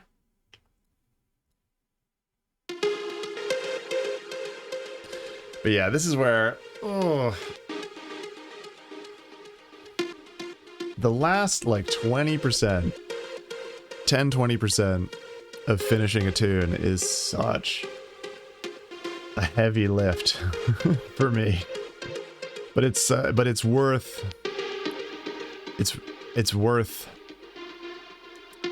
putting in the time, like trying to actually finish tracks rather than just starting new ideas all the time, because it's so easy to get into like just ideation mode, I find, and it's a whole nother kind of workflow and mindset when you're in mix and master mode. It's honestly, it is where it goes for me anyway. Some people, I'm sure there are people that love the mixing and mastering, and like they're probably all sound engineers or like professional mastering engineers, but like for me it's like that is the real grind. It's the real grind. No need to just clip it on the clip it on the master channel like Underbelly. Just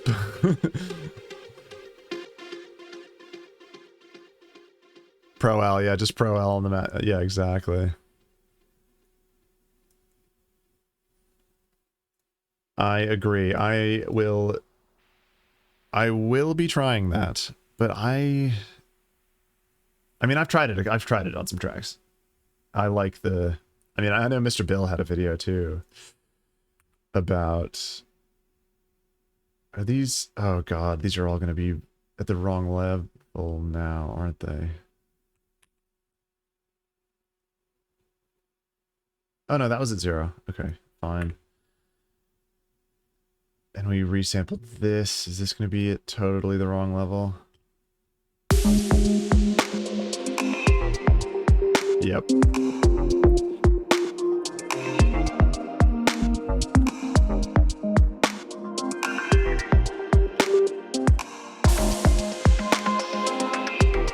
I always forget to do this.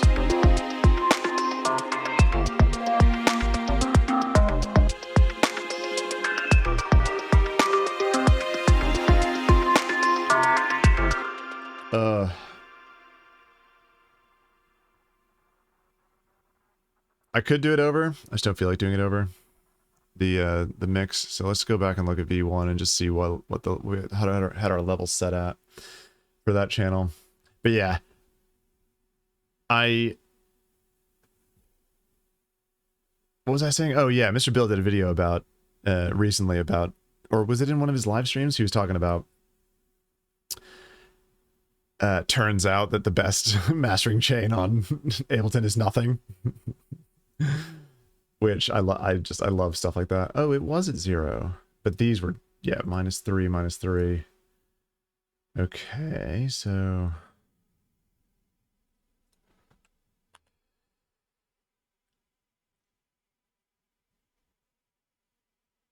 maybe that makes sense why I had it at -6, because they were being summed into one channel.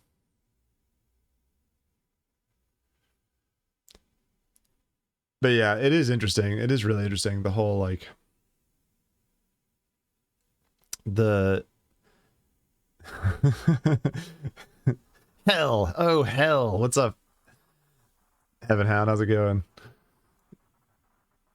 But yeah, it's really interesting, all the different sort of philosophies about mixing and mastering and, like, what is and isn't needed. You can go way down. Yeah, it's interesting. I feel like -6 is sounding decent.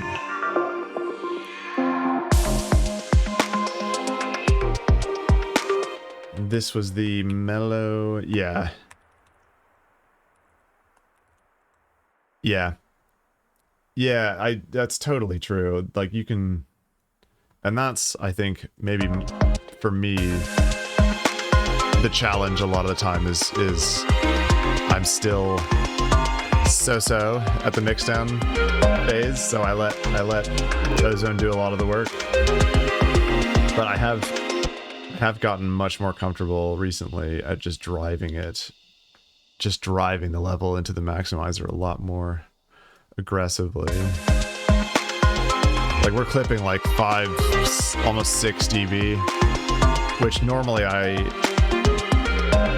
you know, back in the day, I would never have pushed it to where it was clipping, where it was limiting that hard. I would have only probably limited it like 2 or 3 dB on the maximizer. Where are the LUFs at?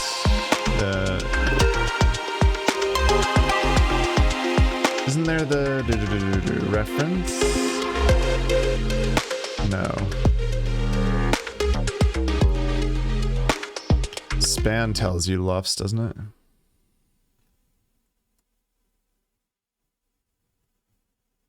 Yeah, I think I mean, you can set, so like it's got this like learn LUF threshold. So we could just do it, you know, we could just loop this section and tell it to learn the LUFs.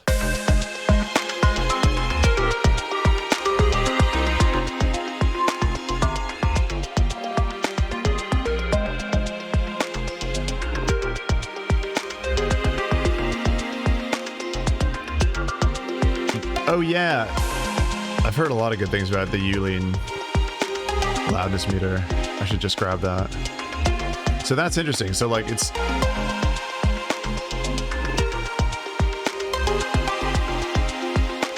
This is another thing that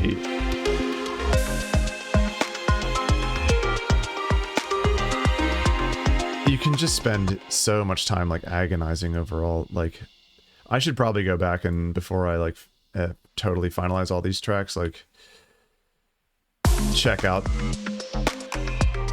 the, like make sure the LUFs are sitting at a reasonable level. But part of me just feels like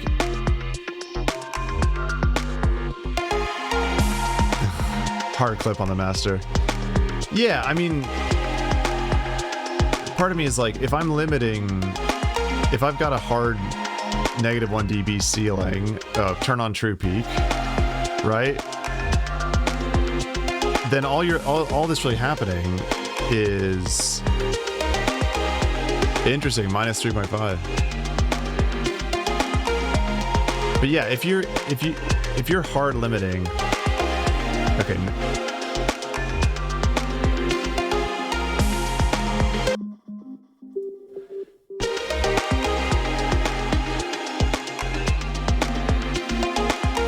Okay, this sounds way too loud now, I think.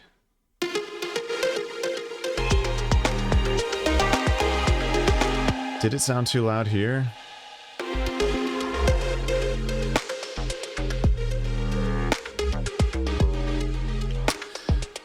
I know what I've done wrong.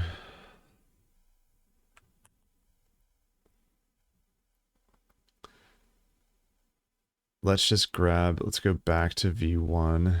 I think I resampled from the channel instead of from the group, and the group had a lot of processing.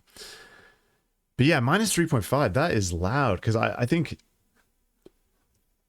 -14, I think, if you're sending stuff to Spotify, I think they like -14 is what they automatically adjust everything to, if I remember correctly.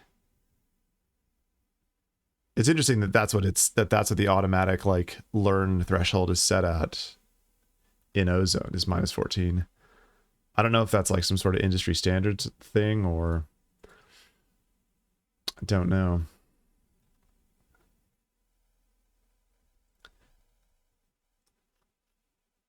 Okay, what's going on here?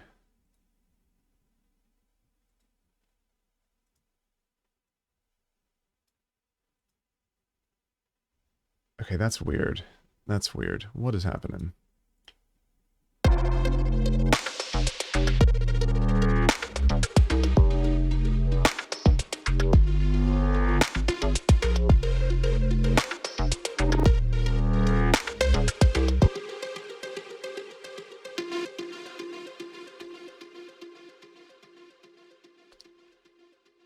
Oh, interesting. Okay, I thought I was cutting.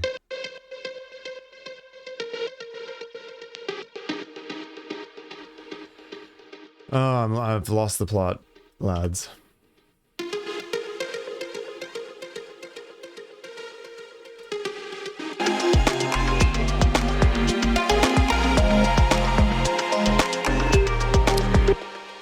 See, this is why I always save. This is why I always save a new version if I'm going to start like really messing with stuff.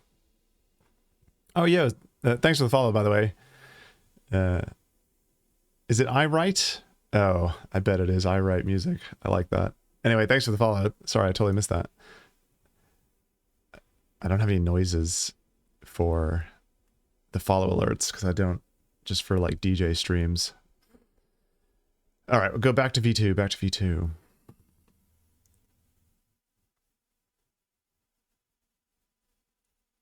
Because it did sound way louder. I don't know what was going on. I don't know why that is, because that channel was at 0. So having the resampled audio at 0 shouldn't be a problem.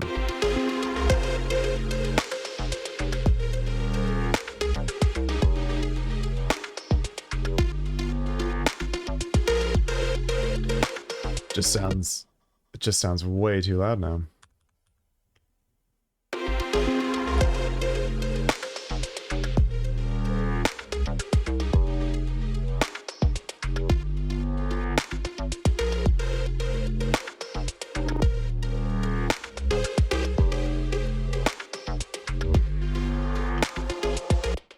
And in this section,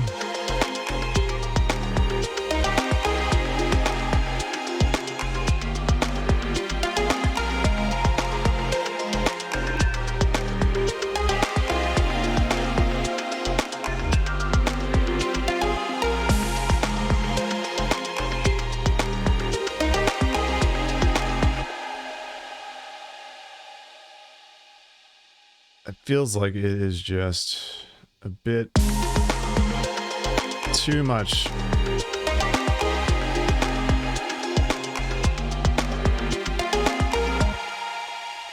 Like it's peaking a bit too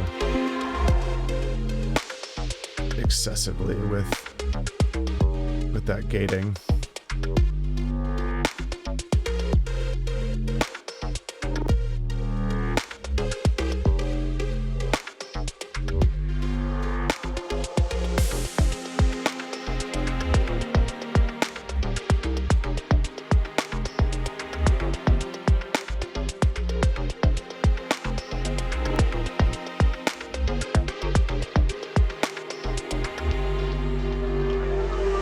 Okay, that sounds much more under control.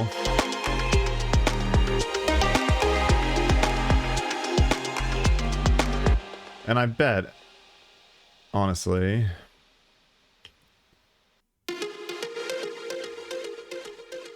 no, that's not bad, actually. I was gonna say, we should probably cut some more lows out in this bit, but this sounds alright.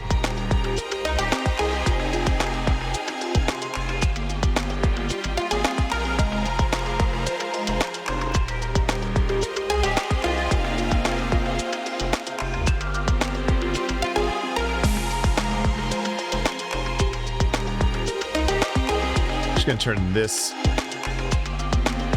clip down a little bit.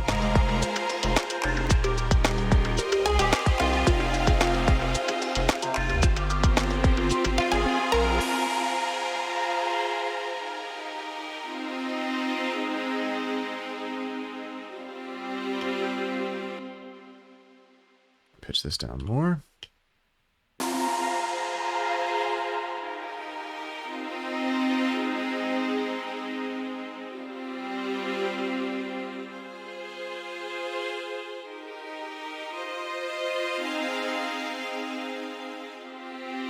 I don't know if anyone plays violin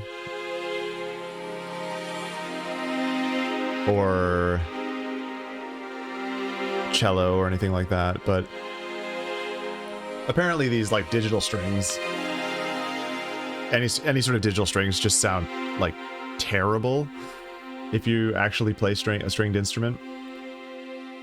But I think I just am very impressed with how decent these strings sound, considering they're the built-in Ableton ones. The only thing I'm really doing on the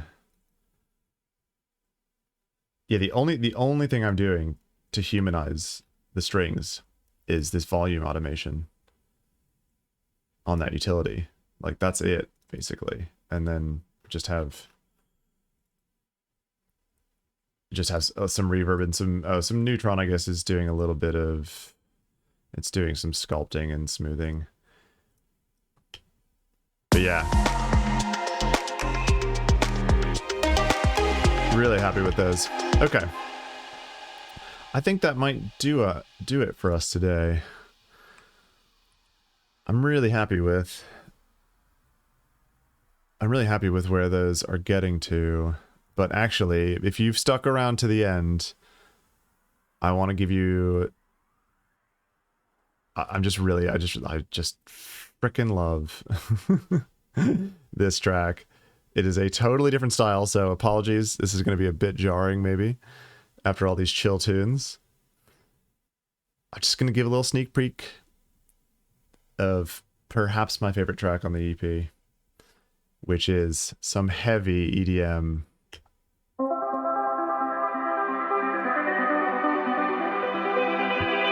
Heavy breakbeat with a respace. Not dubstep. Just sort of like slow drum and bass.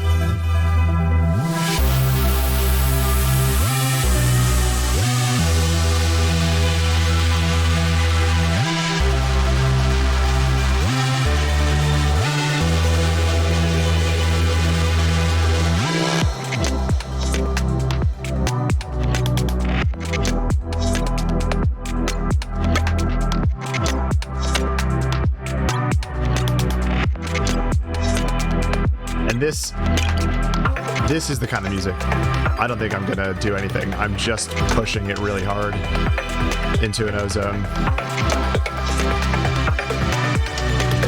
And I don't think I'm gonna do anything.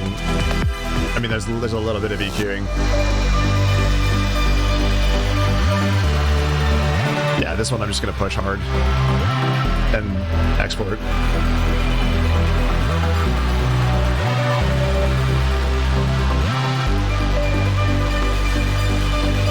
Color bass. Yeah, 100%. Nice. I love that stuff. You got a SoundCloud or a Bandcamp or...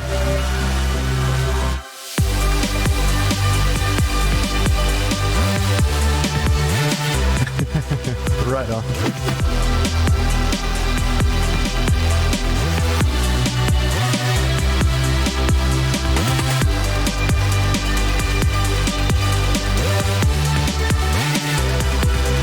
I'm just really happy with this, with that melody.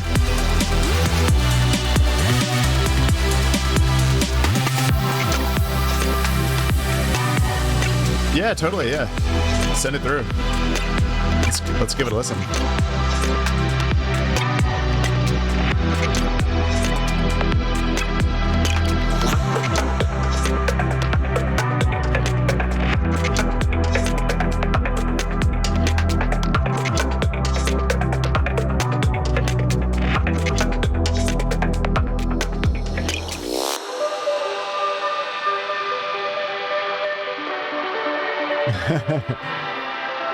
Nice.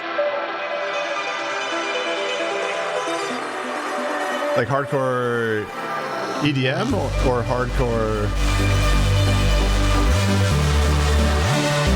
as in like hardcore rock and roll?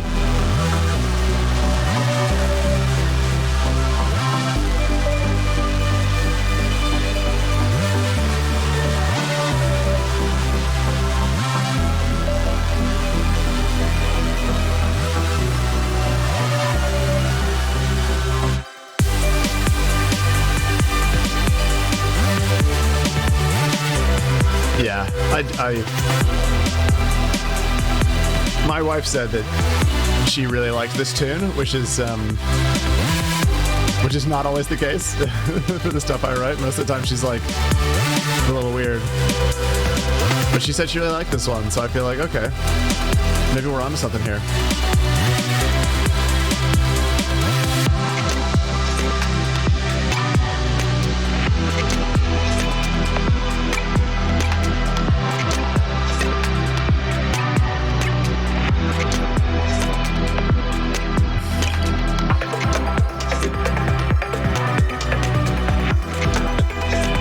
It's really great for music making, honestly. Loads of solicited and unsolicited feedback. It's actually really, it's actually been great. Like, she has, like, because she doesn't really listen to electronic music at all, it's amazing, because when I play her stuff that I've written, and she's like, usually she's always very supportive, you know, she's very sweet, but because she doesn't listen to electronic music ever, it's like she's like a really good sounding board to be like, this is weird, what are you doing? Or like, actually this sounds fun, I like it. Which is cool. It at least helps you understand like how it will translate to the like a sort of a, you know, just the average listener who stumbles across it maybe.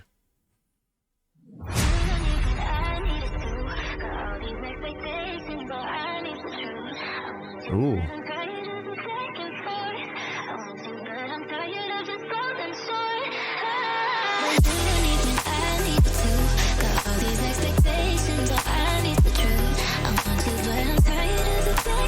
All right. This sounds awesome.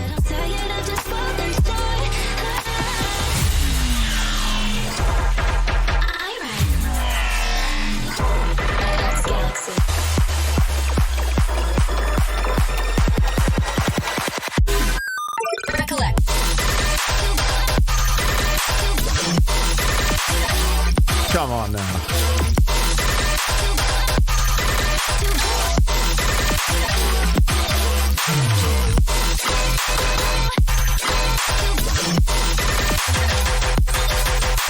You're telling me you don't have any releases? You haven't put anything out? Like officially? This is dope. You should just release it. It's time to fight. It's like $20 a year for a DistroKid account. You can just put it out. You got it on a label. Nice. Okay.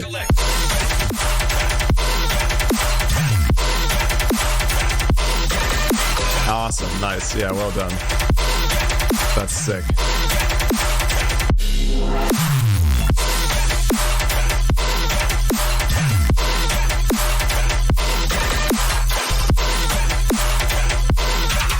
Nice. This is really helpful as like a reference track too, which is the other pro tip, right? When you're mixing and mastering, always reference. Because like these headphones, I feel like I need to get better studio headphones. These are all right, but I feel like I can never really get a good picture of the low end. And I feel like sort of listening side by side with your tune, I feel like, yeah, the low end doesn't sound ridiculously out of whack on that track. We're approaching the X Galaxy. Everyone, be on your guard. Oh, nice. Let's finish this. Yeah, this is sick. I dig the samples. These are great samples.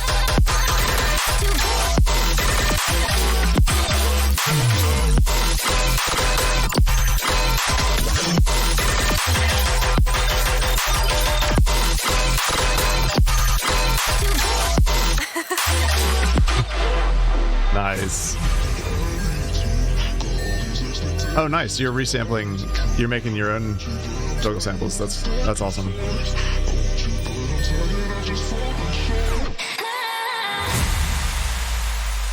That is some, dude. That's top notch color bass, in my opinion. I really enjoy that. Gotta make sure I'm following you. Okay. Heaven Hound. I don't know. I don't think I know digital hardcore.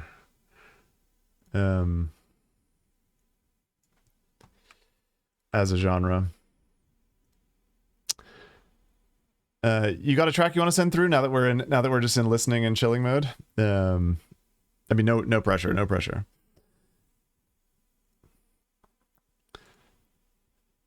Let's grab the other just while we're at it. Actually, let's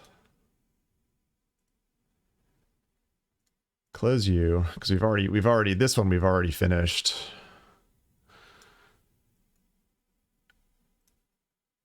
Resonic. Actually, no, just for funsies. Winamp.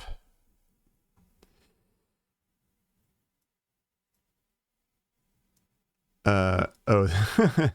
This is the earlier master that I was playing with. Let's grab the new master.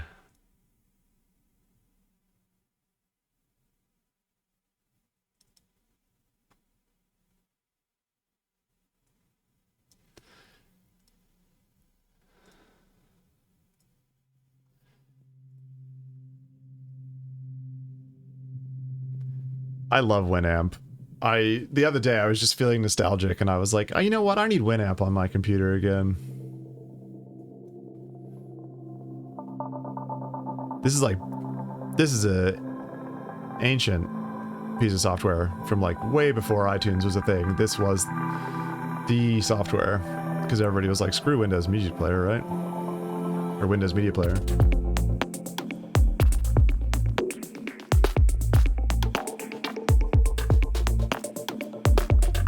So yeah, this is the other tune. So now if you've stuck around to the end of the stream, you've heard all the tracks that are going to come out on the EP.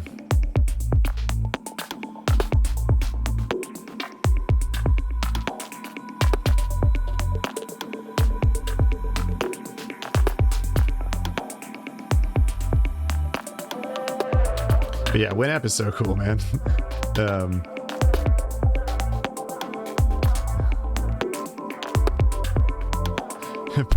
Yeah, pre-save now.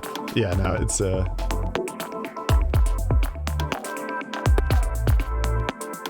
there's no links or anything yet, actually, but they will exist at some point. But yeah, the fun thing about Winamp was all these skins that you could, all the like different crazy skins, and then you can put it into like mini mode or oh no, that's the close button, lol.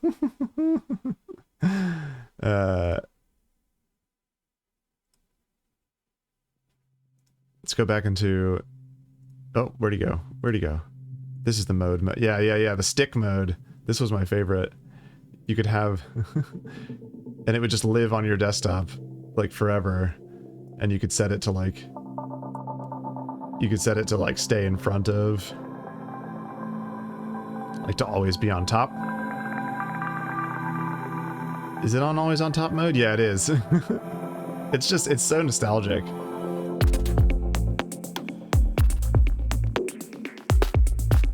I love Winamp. What other skin? We don't have any other cool... honestly, I think the classic skin is my favorite. No, we're V6. Let's just jump to the end, where it gets a little bit more emotional.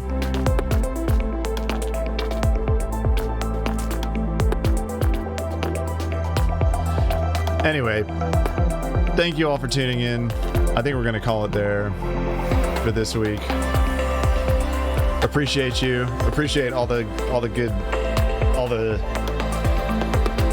good music production chats.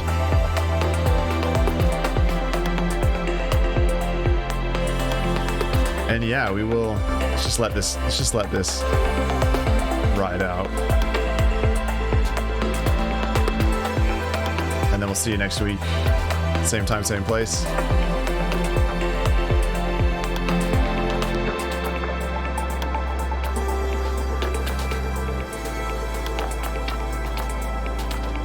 Yeah, thanks, Heaven Hound. Thanks for tuning in.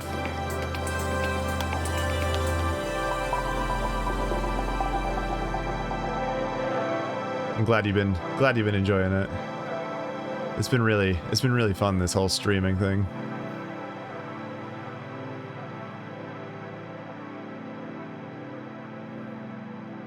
Cool. All right. Cheers, everyone. Have a good rest of your weekend, and we'll catch you next week.